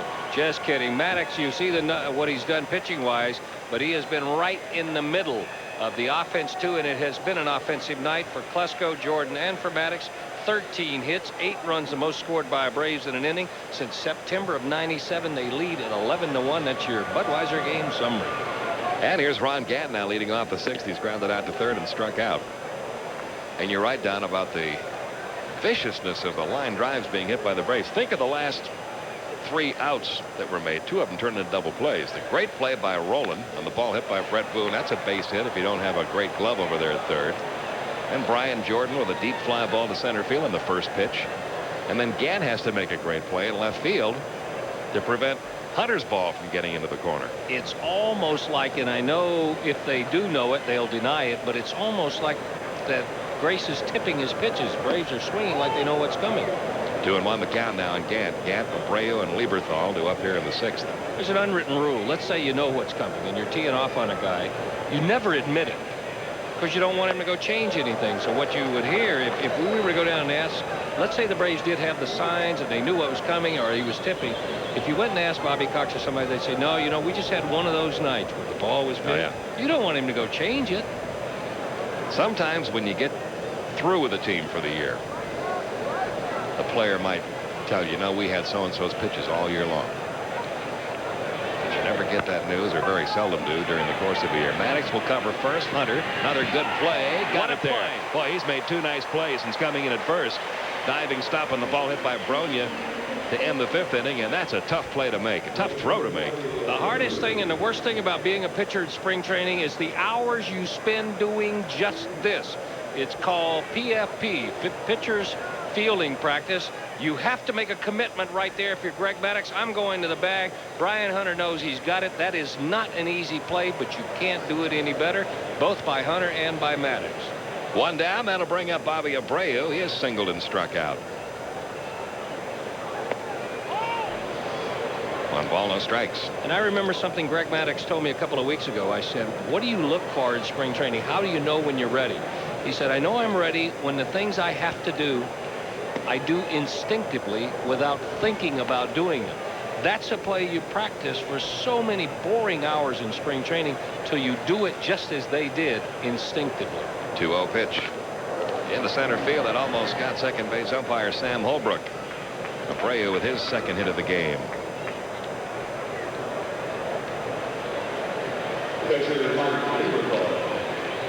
You see in the Philadelphia bullpen, Ken Ryan, the right-hander, and Darren Ebert, who was just called up today to replace Mike Remlinger, who suffered a muscle pull in his left side. Looks like he might be about to make his major league debut in this one tonight. 1 ball, no strikes, and Lieberthal. Lieberthal 2 for 2 tonight, 4 for 6 in the first 2 games. Ended spring training with an 18-game hitting streak. We were talking about him over on the radio side, Don, about Lieberthal. There's another line drive, caught this time by Boone, and scampering back to first as Abreu to stay out of the double play. You saw Lieberthal again taking a shot the other way, taking a shot to right center field. He's never been known to be a hitter that's done that before. If you've gotten him out over the last 2 or 3 years a certain way, you're going to have to eventually change the way you approach your pitching to Lieberthal. You are, but the first time you see him, even though the scouting report's going to tell you, hey, he's made an adjustment, if you have been successful with one style of pitching, and if you're a veteran like Maddux, you have to try the old way. You have to try it, and then you'll reevaluate after this ball game and come up with plan B for the next time you see him. 2 outs. Here's Relaford. Relaford is singled and flied out. He's singled in the 2nd inning, driving in the run that actually gave the Phillies the lead in this game. They led 1-0. They now trail 11-1. This is the kind of ball game I think if Greg Maddux gets through this one 11-1, I think it'd be a good time to take him out. Buy yourself some innings for the 2nd half. If you can't hold a 10-run lead, then you're going to lose it anyway. But I think Braves have a tough road trip starting next week. And I don't think it's a bad idea to a guy like Maddux, a veteran that you're going to count on for a bunch of innings. He gets sick, you get a lead like this, send him in, get him in the whirlpool. And the kind of game that's a little bit easier to break into if you're a rookie making your first major league appearance like Darren Ebert might be. Broken bat roller first, Hunter. Maddux covers again. That'll do it. Base hit for the Phils, but that's all. Still 11-1.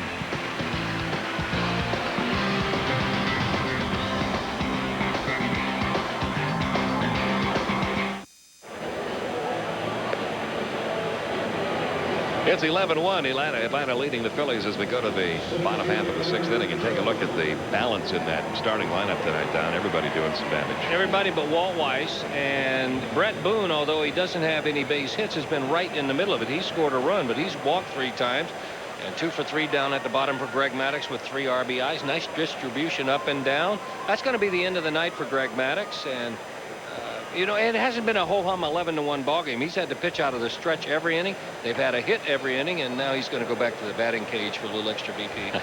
Got him for 87 pitches. That's a high count for Greg Maddux for 6 innings. And Andrew Jones, who has gotten his first 2 hits of the season tonight, 2 out of 3, a single, a double. Down on the count here, 0-1. 11 runs, 13 hits for Atlanta, 1 run, 8 hits for the Phillies.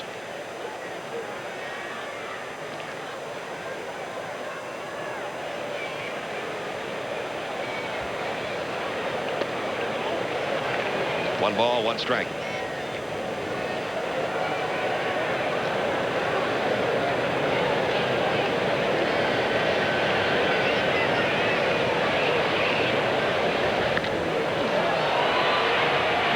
Shallow left field, Relaford has it for the out. This might be a night where Terry Francona can accomplish a little something with Grace. Grace came on, and remember, he got tattooed. Everything he was throwing up there was hit hard, and he still had a few balls hit hard, but he's starting to get some outs now and make a few more quality pitches. And I think that's about all you can hope to salvage out of tonight.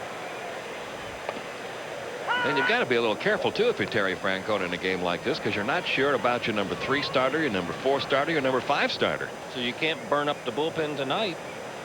Just in case trouble starts early in tomorrow night's game or Thursday night's game, which will be seen here on TBS.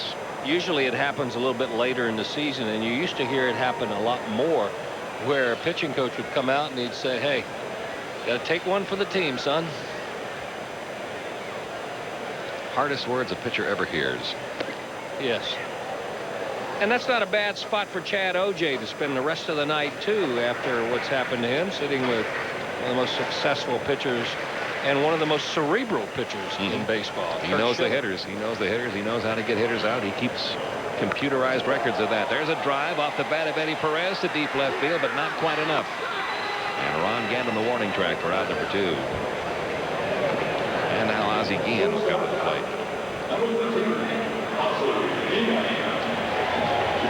The Ozzie's first at bat of the year. That's a good picture. Leave that up there for a second, guys. I'll tell you why. Because I think you get a veteran pitcher like a Schilligan. You see it on the Braves bench. A young pitcher will sit with it.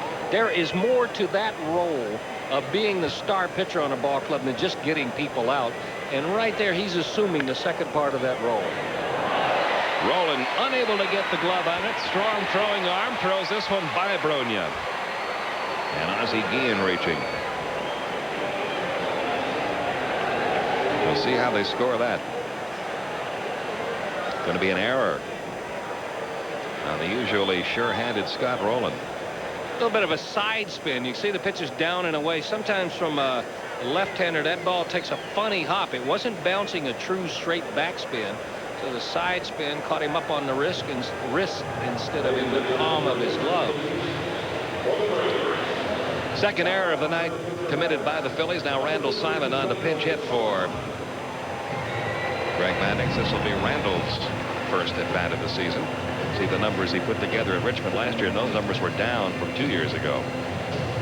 I think Randall was a little bit disappointed not making the big club last year after hitting .308 with a club record 45 doubles and 102 RBIs in 1997. I think he thought he was going to make the Braves last year. Got sent down, got off to a horrible start with Richmond.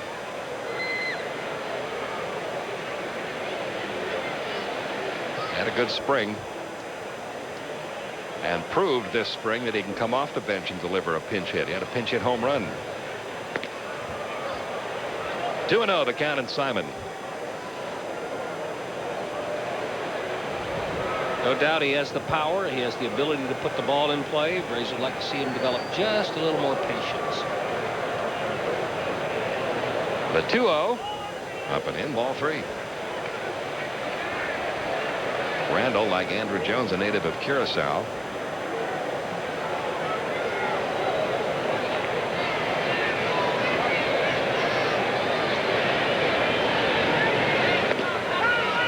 Taking a strike, 3-1. To give you my word, if I ever become a scout, that's the assignment I want. The Curacao beat? Yes, I do.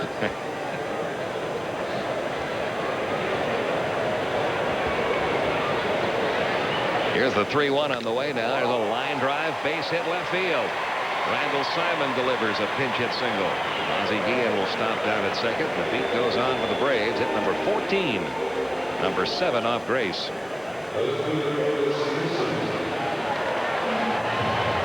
Back to the top of the order now. Otis Nixon, who is 1 out of 4 and an RBI single his last time up. Stole a base earlier in the game. He's 5 away from 600 career steals now. Some good cuts tonight, too. Nice to see him having some good swings.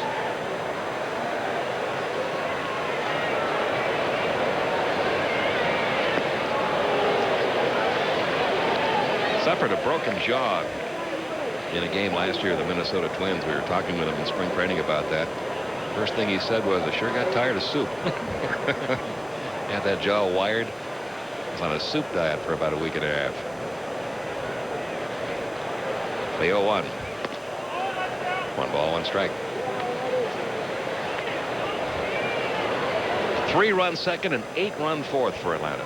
The story tonight, Greg Maddux with 6 innings of 1-run ball on the mound and a 3 RBI performance at the plate, including his 3rd career homer. When I see Otis Nixon, I think of one play, and I think of your voice saying, he caught the ball. He caught the ball. Still the best catch I've ever seen. Over at the old ballpark, Atlanta Fulton County Stadium. Andy Van Slyke. Up the middle by Nixon. Anderson will go the short route for the force. And that'll do it for Atlanta in the 6th. Still 11-1.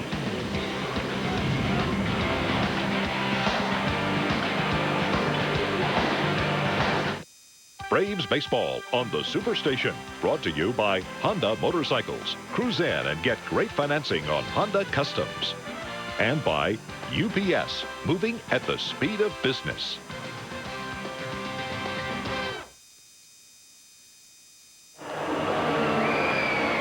All Braves heading to the 7th, and we have a couple more changes for Atlanta. We have a new left fielder. Gerald Williams takes over. Otis Nixon gets the rest of the night off.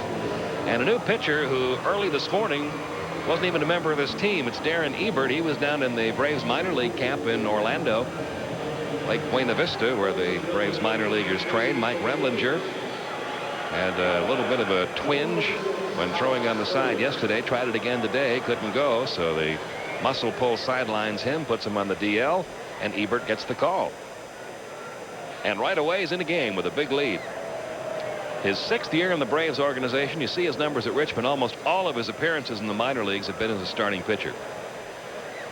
And he's moved up 1 level every year. Rookie league, Macon, Durham, Greenville, Richmond.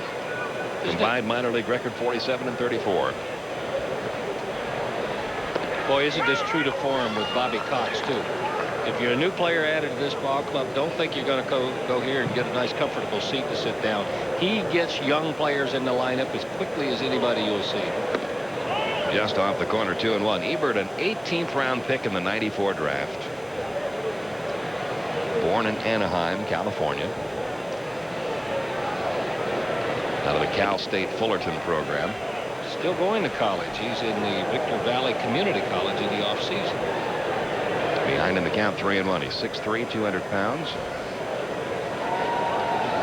Only 22 years old. Here's the 3-1. Out of play, right side, 3-2.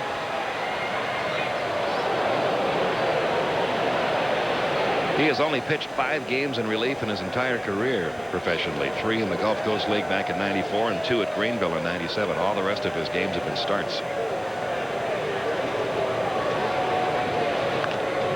Still 3-2. Crowd of 29,183 on hand tonight for Game 2 of the '99 season. 2 more games of the Phillies on this opening series, or in this opening series, and the Arizona Diamondbacks come to town. There's a line drive base hit.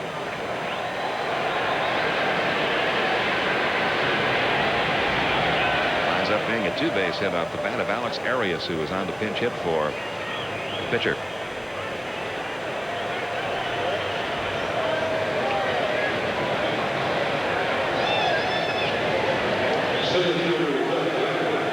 Now Glanville tonight 1 for 3, had a single his last time up. Phillies have managed at least 1 hit every inning. Maddux in his 6 innings of work, 8 hits allowed, 1 run, no walks, 5 strikeouts. Now Ebert gives up the leadoff double to Arias. Here's Glanville.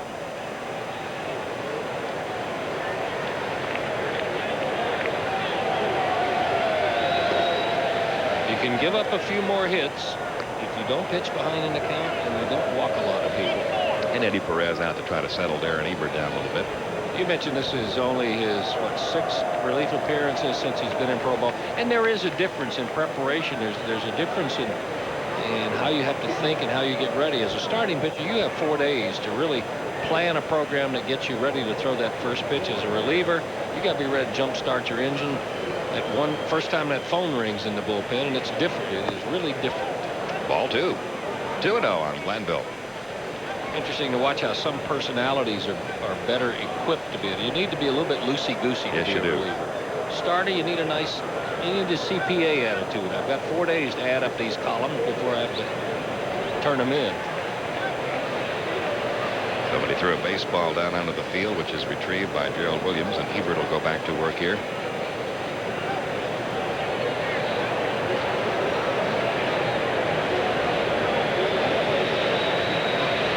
Nobody out here in the 7th. Ball 3. Control has not really been a problem of Ebert in his minor league career. Pretty good strikeout to walk ratio, about 2-to-1 or better. There's a strike, 3-1. And he needs to be able to locate the ball. He's not going to knock your eyes out on the radar gun, but he gets good movement, and he's better off pitching in the bottom quadrant of the strike zone. A little pop into shallow right field. Coming on is Jordan. He gets there, makes the catch. Glanville retired. So Ebert gets his first major league out. And now Marlon Anderson, who's 0 for 3 tonight after a big opening game when he went 3 for 4. Drove in 3 runs. Everybody agreeing that his base hit yesterday, the backbreaker. Now here's a hitter that Ebert may feel a little more comfortable against. Ebert was at Richmond last year. Anderson was at Scranton. I'm sure they faced each other several times. We probably got a plan on him based on experience from a year ago. 0-1.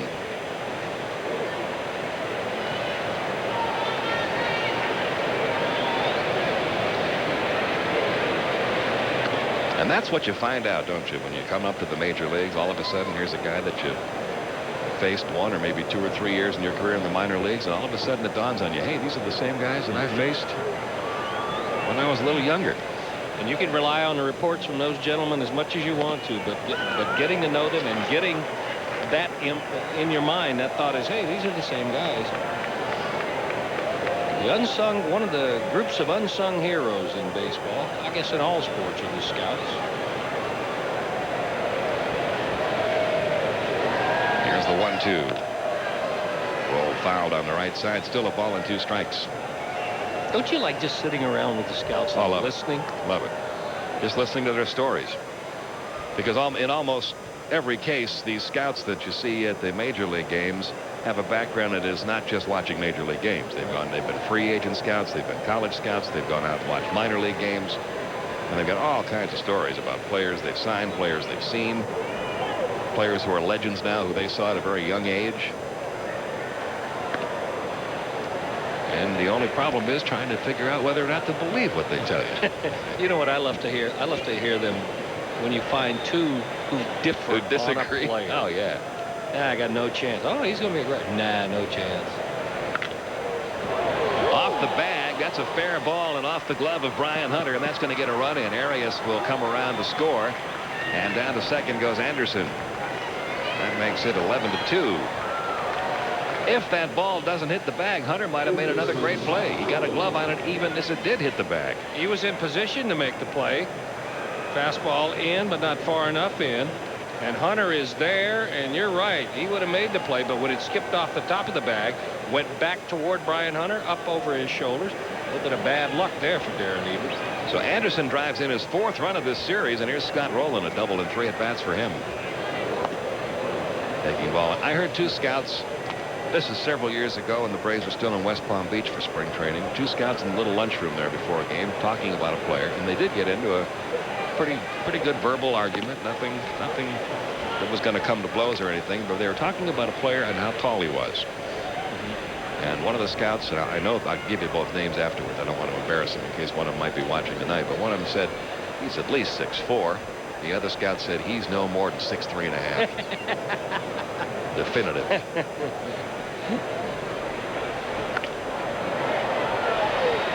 2-1 the count now on Rowland. There's a great book out that I've been reading, and I'm scrambling around trying to think of the name of it. It's like $sign on the Muscle. Yes. One of the best baseball books ever. Ever. If you get a chance, we don't pump books here, but if it's all about scouts. If you get a chance, that is some of the most entertaining reading, and it's the old style of scouting where they used to stories about how they used to pound the bushes, and you know they put 100,000 miles on a brand new car, and if there was a kid who could throw, who could hit, or could catch, they'd know about it in the smallest town in South Alabama. Good book, good story, entertaining. Full count now, 3-2 on Rowland with 1 out, 1 run in.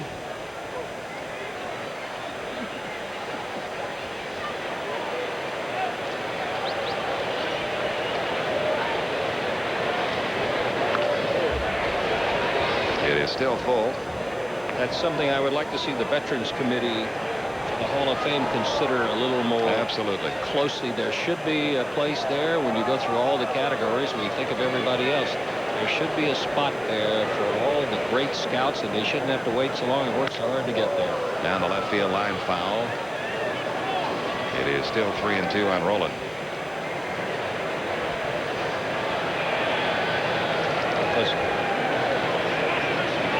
Because when you get right down to it, there isn't a one of us who had the good fortune of playing baseball at any level, especially at the major league level, and who enjoyed any measure of success that didn't get here because a scout spotted us, helped us with reports to get there, and helped us stay here with reports. So they are one of the backbones of all that's good in baseball. And a walk to Scott Rowland. So Ebert's struggling a little bit in his major league debut inning here. He's given up a couple of doubles, and now he's walked his first man. You're talking about Bobby Cox will get a young player into the lineup. You'll also see him go to bat for his young pitchers too on close pitches. That's just exactly what he's doing down there. He's lobbying a little bit with Charlie Relaford to get a little bit better strike zone for Darren Ebert. Here's Rico Brogna now, 1 for 3, a single back in the 3rd. And this one drilled to deep right field. It is a foul ball.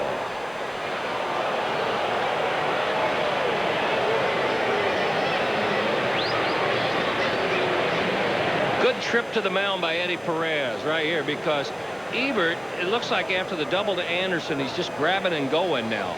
And came in with a plan, made some pitches, close, didn't get him caught, but a couple of pitches now, he's just grabbed it and gone. And Eddie Perez taking the time to go and say, okay, hold on now. It's not the first time we did this. Just back her down and make your pitches.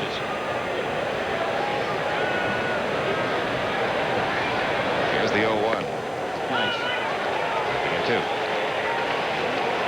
Well, this pitching staff certainly has taken on a different look than we thought, has it not, when we went into spring training thinking what we were going to have for a 11-man staff because of various things. Bruce Chen Braves deciding to start him at Richmond.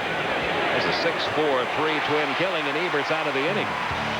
Darren Ebert up to replace Mike Remlinger, who just went on the DL today. Completes his first major league inning, giving up 1 run.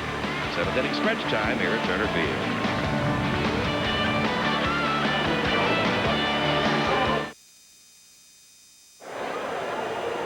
Crowd on their feet. 7th inning stretch time. Braves lead at 11-2. Time for our turtle wax look at what's on deck for the Braves. It's the Phillies here for 2 more. Diamondbacks in town through the weekend before the Braves take it on the road. We will have Thursday, Friday, Saturday, and Sunday. The whole series against the Diamondbacks for you right here on TBS. That's your turtle wax on deck with the Braves. And here's your new pitcher, right-hander Ken Ryan, who has been battling back from elbow ailments each of the last 2 years. At one time, there was talk about Ken Ryan being the next big closer in the major leagues over in the American League. He was in the Boston organization, had 22 saves at the AA level in '92, 7 more at AAA. He could run it up there in a hurry then, too. And then the elbow problems began. In the mid-'90s, he had a ligament transplant in his right elbow. Last year only pitched in 27 games, 10 of them on rehab in the minor leagues.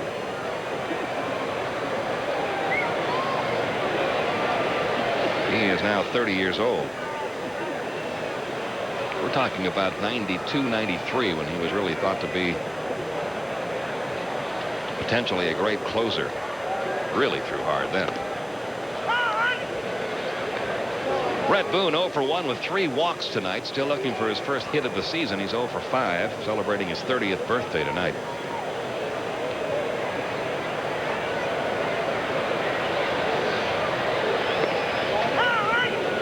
Speaking of surgeries, we certainly want to send along our best wishes to Kerry Lightenberg. The surgery today performed by Dr. Jim Andrews over in Birmingham. The toe was successfully done. The transplant of the ligament was taking place, and wish Kerry a speedy and complete recovery. He will miss the year, and they did have to go the Tommy John procedure.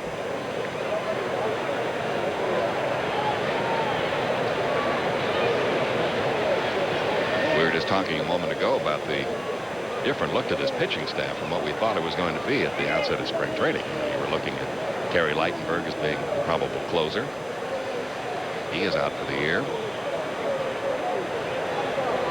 Bruce Chen being the 5th starter. He's opening the year at Richmond. Dallas Perez taking over that role, at least to start the season.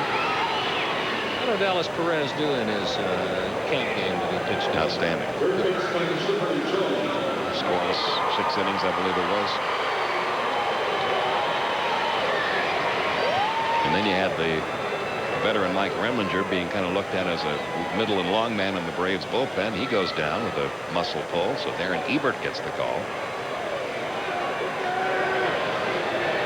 People wondering if Mark Wohlers would ever pitch again, and then a good spring, and then the struggle yesterday. So a little bit of a Jekyll Hyde year for him already this year. And Kevin McGlinchey making the ball club after playing in high Class A last year.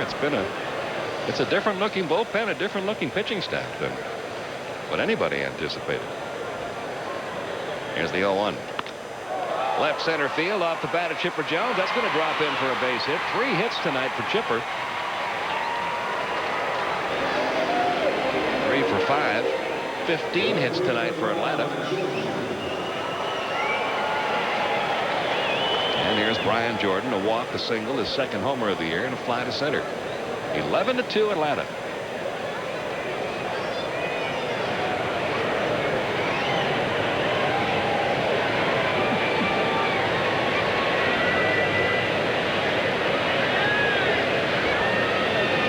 Where the Braves are very fortunate, more so than most ball clubs, is when all those things happen, they had some place to go.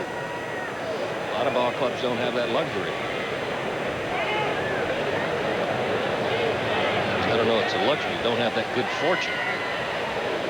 The luxury is not having to ever do it. True.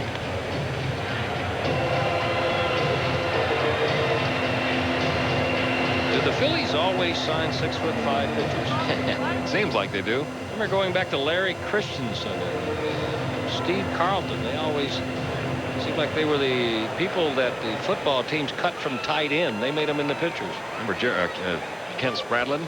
Yes. From last year. Outside corner, 0-1.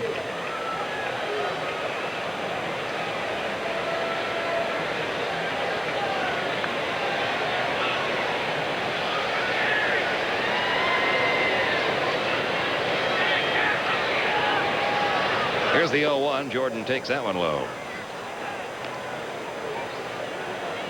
1 ball, 1 strike.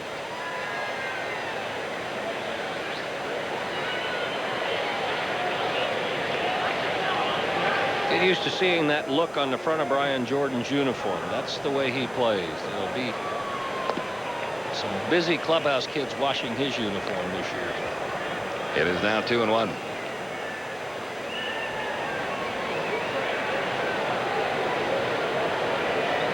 See some numbers out on that scoreboard you aren't used to seeing this early in the year when somebody gets off to a hot start like Jordan. He's hitting .714 at the moment. Count goes to 3-1.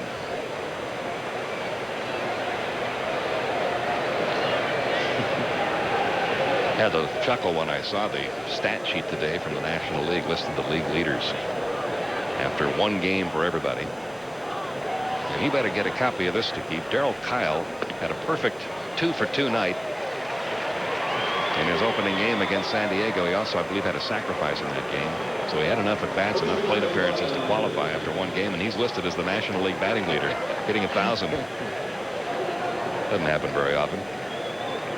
Who were you telling me that played with the Braves that had that Sunday paper where they do all the stats laminated? Vic Corral might be watching, looking in tonight. He lives down in South Georgia. He had like 4 home runs the first week of the season back in the mid-70s, and that was leading the National League. He put that out, kept it, because he knew come June or July he probably wouldn't be in that top spot. He had 5, I think, in June. Just kidding me. Still run into Vic every now and then. He comes up to the ballpark. See the Braves play a couple times each summer. Brian Hunter 0-for-1. Great catch by Ron Gant on a line drive back in the 5th inning, turned into a double play. 1 ball, 1 strike.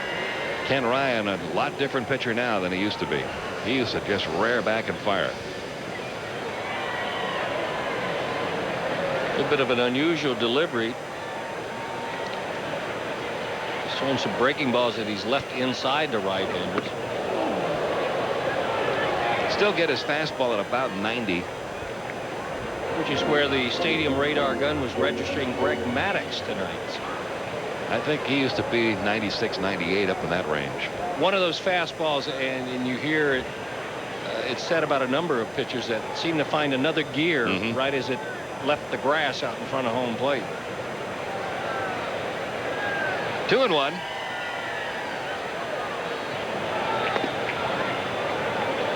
It is 3-1. Grace went 2 2/3, allowed 4 runs, 7 hits, walked 1. O.J. the starter, 3 1/3, 7 runs, 7 hits, walked 5. Ryan has walked 1. 7 walks tonight off Philly pitching. Jordan and Jones, your runners. Full count.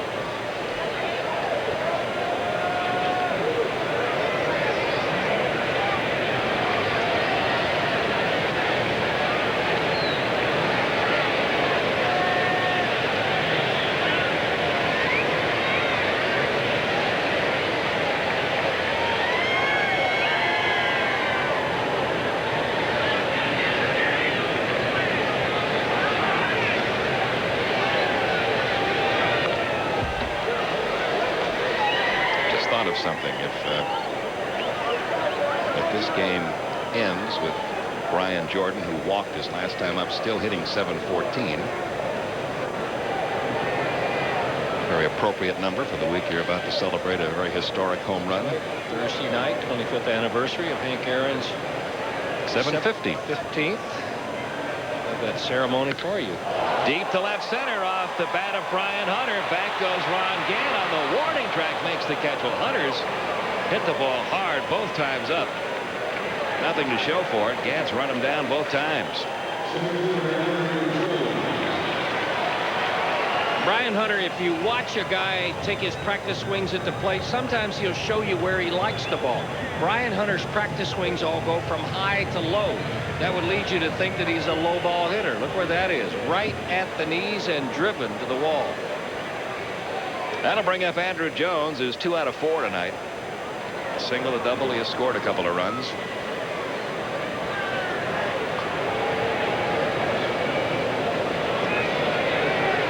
Steve Garvey used to take practice swings where you would swear he was taking golf swings.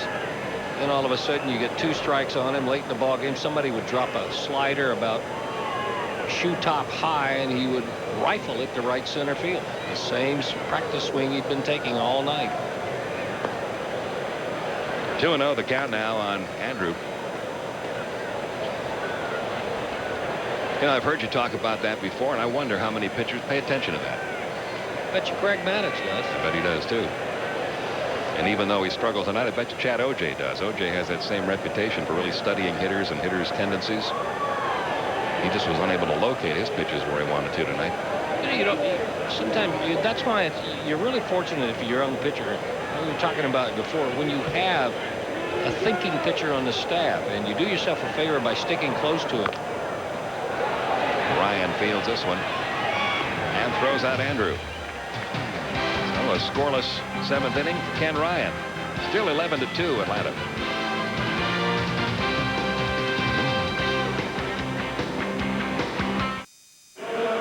Let's take a look at the Delta scoreboard. It was the Padres nipping Colorado out in San Diego. San Francisco and Cincinnati are still going at it in the bottom of the 9th inning. Mets slugged Florida. Reed got his first win.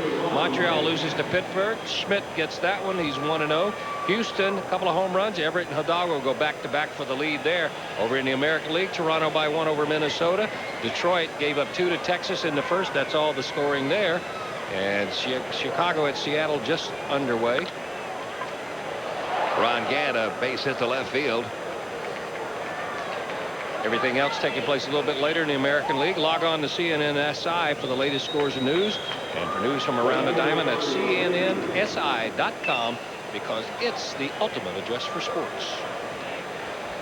3rd hit allowed by Darren Ebert. And that is Darren's wife, Stacy, recording her husband's major league debut. As Bobby Abreu steps in. Abreu 2 out of 3.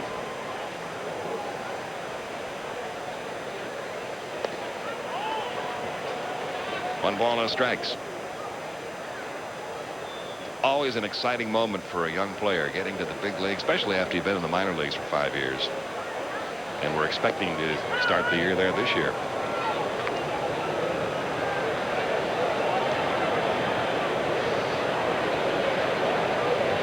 I've always found it amazing. You get called up to the major leagues for the first time, you seem to be able to get to that town in a half an hour. You get sent down. Send you back down, takes you 2 days. That plane doesn't fly that other way this fast. It's always against the wind. See, in Darren Ebert's case, Mike Remlinger had that twinge in his left side when he threw on the sideline yesterday. So the plan was, let's get him up here just in case. They're going to let Remlinger throw on the side again today. And if he was all right, they were going to send Ebert back. If he wasn't all right, Ebert would stay and be activated, which is what happened. Ebert was here at 10:30 this morning.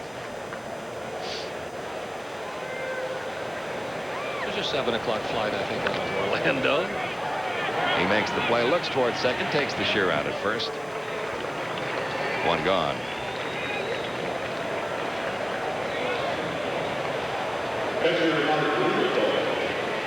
And that'll bring up Mike Lieberthal, who's 2 out of 3. Fair singles and a line out to second that Boone made a good play on. The way she mans that camera, they may be both working for this company.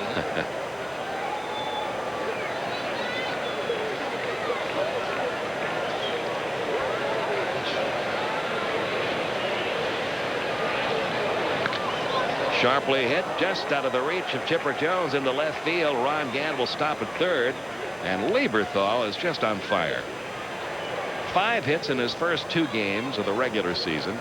after finishing spring training with an 18-game hitting streak. Can't get him out right now. And he's used every bit of real estate out there. He's gone to right, he's gone to left, gets a pitch up, middle in, pulls it, smashes it past Chipper Jones. That same pitch early in the ballgame, out away from him, he hit it to right field. He gets the rest of the night off. Gary Bennett, his backup, is in the pinch run for him. And will no doubt stay in the game to catch.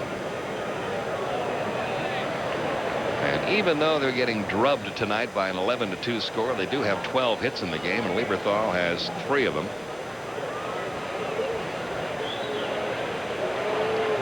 And now Relaford steps in. First and third, one out. On the ground towards second. Boone, nice play. Down to short one. Guillen on to first. Not in time there. Ron Gant scores from third. Would have been a tough double play. It was a long throw that Boone had to make to get the out at second. But get ready. He's going to make that play, and he is so sure of himself, turning and unloading. It's a strike. Most second basemen, you don't even think about a double play. You take the sure out. But Boone, with not only good range, but the ability to get himself squared up and make a good throw to second. So now it's an 11-3 Atlanta lead, and Kevin Jordan will come on to pinch hit for Ryan. Jordan 0 for 1 in yesterday's opener.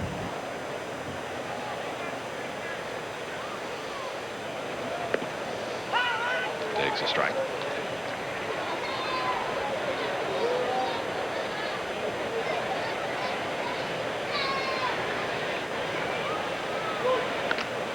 Straight away center. Andrew Jones there for the catch. So Ebert gets through his second big league inning, giving up a run on 2 hits. It's now 11-3 as we go to the bottom of the 8th.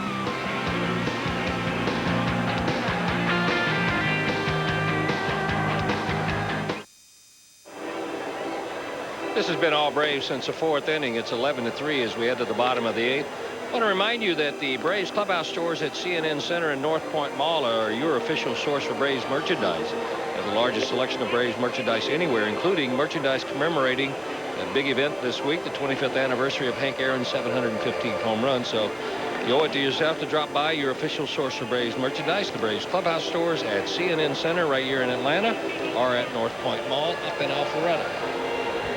And as we go to the bottom half of the 8th inning, Bennett stays in the game. Gary Bennett doing the catching, and on the mound, left-hander Jim Poole, well-traveled southpaw, who gave up the home run to David Justice in Game 6 of the 1995 World Series. The Braves beat the Indians. Poole making his first appearance of the season, and Eddie Perez will lead it off. Looking forward to that Thursday night game when the Braves and Phillies wrap up this series, and a reminder to all of you that that will be the 25th anniversary celebration of Hank Aaron's 715th home run here at the ballpark. We will carry the entire ceremony here on TBS beginning at 7:35. First pitch of the game will be about 8 o'clock, 8:05 or so. Oh, what a catch. What a play. There has been some spectacular play over at first base tonight, not only by Rico Brogna, but by Brian Hunter. And Brogna has made the plays on the ground here, spotting the tarp, getting to it, finding it, leaning out, and making the play.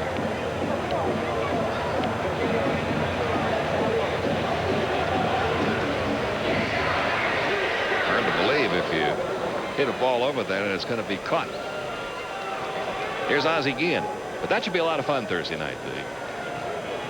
The Major League tribute to Hank Aaron's 715th, 25th anniversary. There'll be a lot of ceremony down in the field, including the unveiling of the Hank Aaron Award, which will be given annually to the outstanding hitter in each league.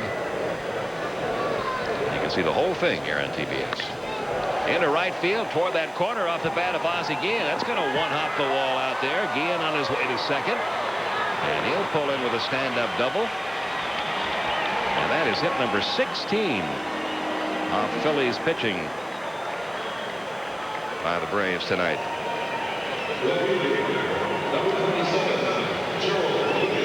And now Gerald Williams.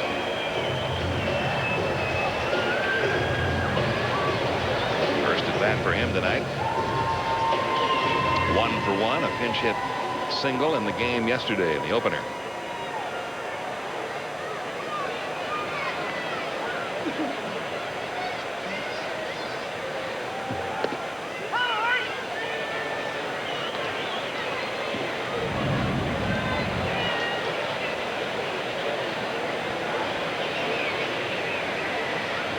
Poole lives here in the Atlanta area in the off-season.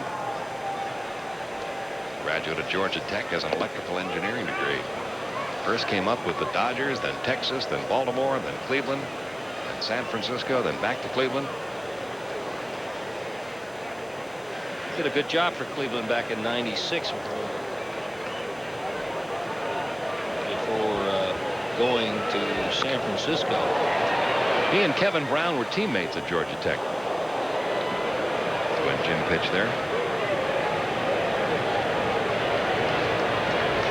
He's one of those guys, and we've talked about it before, that might have more appearances than innings pitched. In '96, he was in 67 ball games and pitched 50 innings. Yeah. Well, that's become a job now in the major leagues. If you're a left-handed pitcher and you can get left-handed hitters out, you can have a long career, and most nights you're going to be called on to get 1 or 2 hitters out, and that's all. Tony Fossis, the master at that.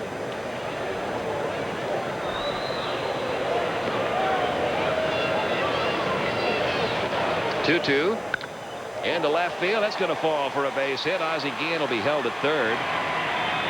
Gerald Williams a perfect 2 for 2 on the young season. The Braves continue to pound away at number 17.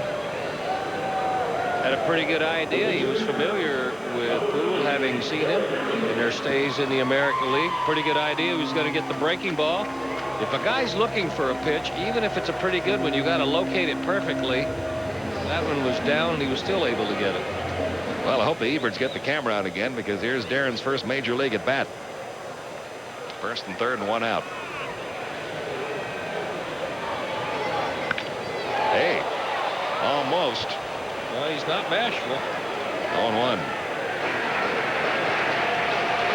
They still play that pitcher's hitting game Oh, yeah. after BP. Well, I wonder, somebody's got to be scouting him, don't they? And a pretty good cut. Yeah, Glavine, yeah, keeping an eye on him.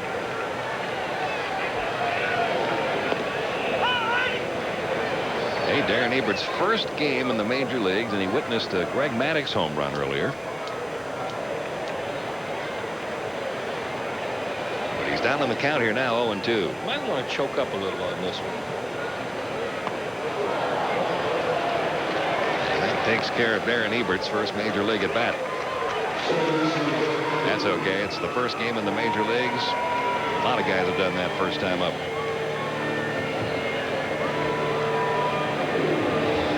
More of the Ebert family here.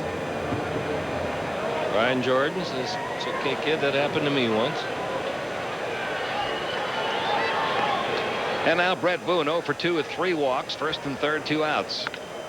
Down the right field line. That is a foul ball.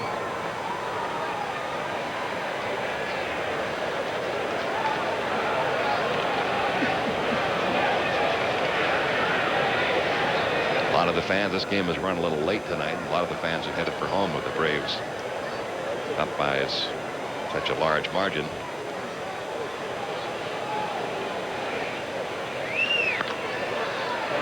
Right at rolling. He'll go the short route for the force. And that takes care of Atlanta in the bottom half of the 8th inning. Heading to the 9th.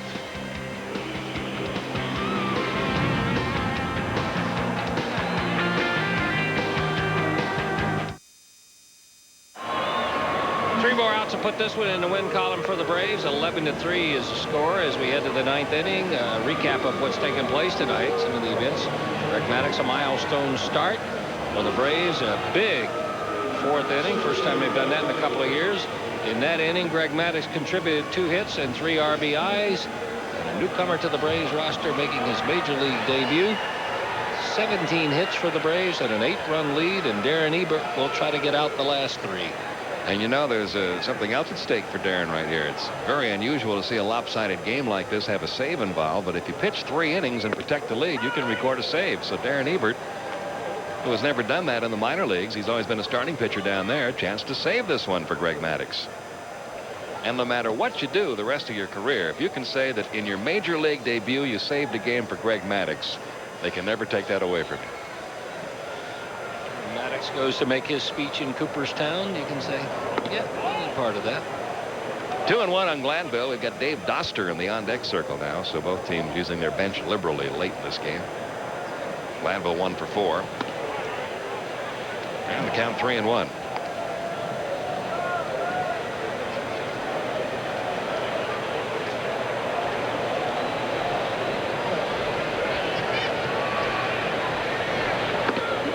Well, he walked him.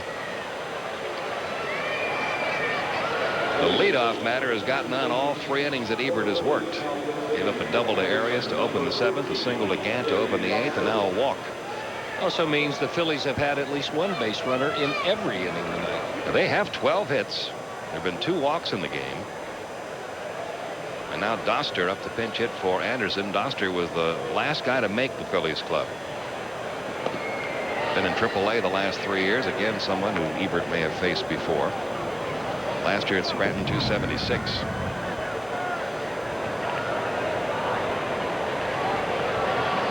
Back-up infielder lines this one in the left field for a base hit. Not his first major league hit. He played with the Phillies for a brief time back in '96. So they're at first and second now with nobody out for Scott Rowland.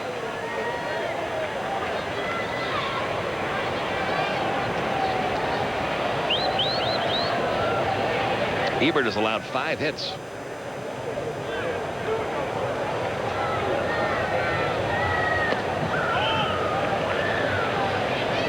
Mike Cather up in the Atlanta pen.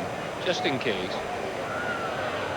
You know that Bobby would love to get Ebert through the rest of this inning. Well, he is just missing down what he needs right there. And remember, we talked earlier, what Bobby Cox has been doing ever since he got in there is lobbying for that pitch for him. Off the end of the bat, 2-1. Right now, what he'd like to see is a one-hopper right at either Boone or Guillen.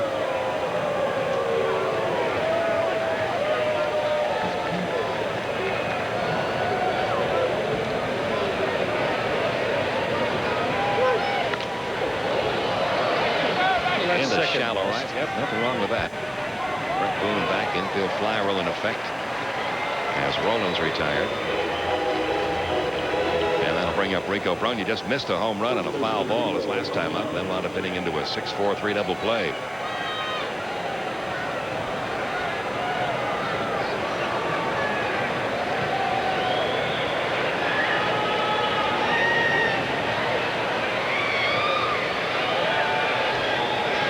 Has only hit a single back in the 3rd. In the air to left. Gerald Williams there for the catch. 2 gone. And Ron Gant will be the hitter with 2 outs in the 9th. Braves up 11-3. All the Braves damage coming in 2 innings. A 3-run second and 8-run 4th.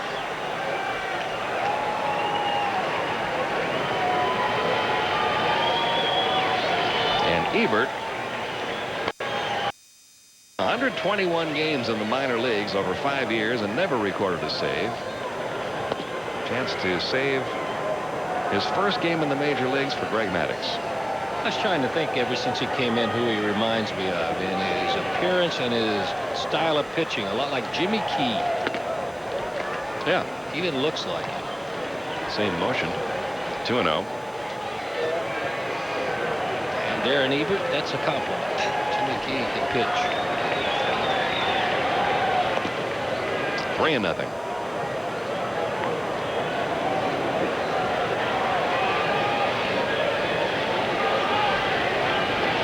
Phillies with nothing to lose might turn Ron Gant loose here.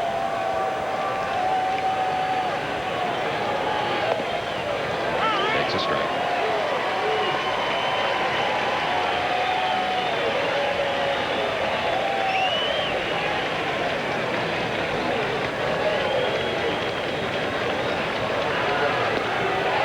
Count 3-2. Nice pitch.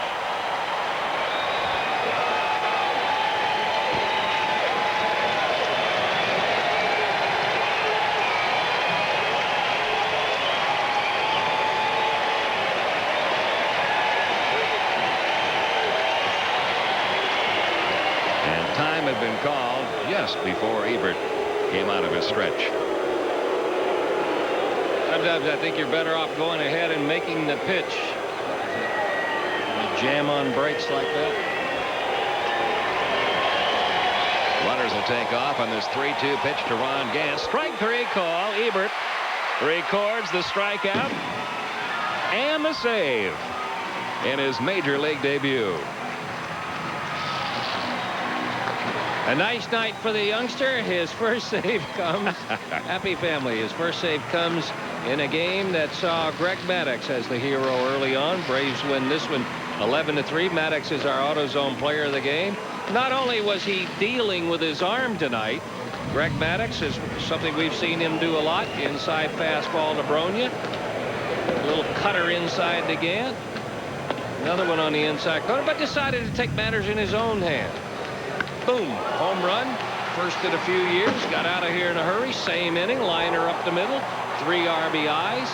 Good night all the way around for Greg Maddux. He gets his first win of the year. He's our AutoZone player of the game as the Braves even their record at 1-1. We'll be back to give you the rest of the totals and wrap it up right after this.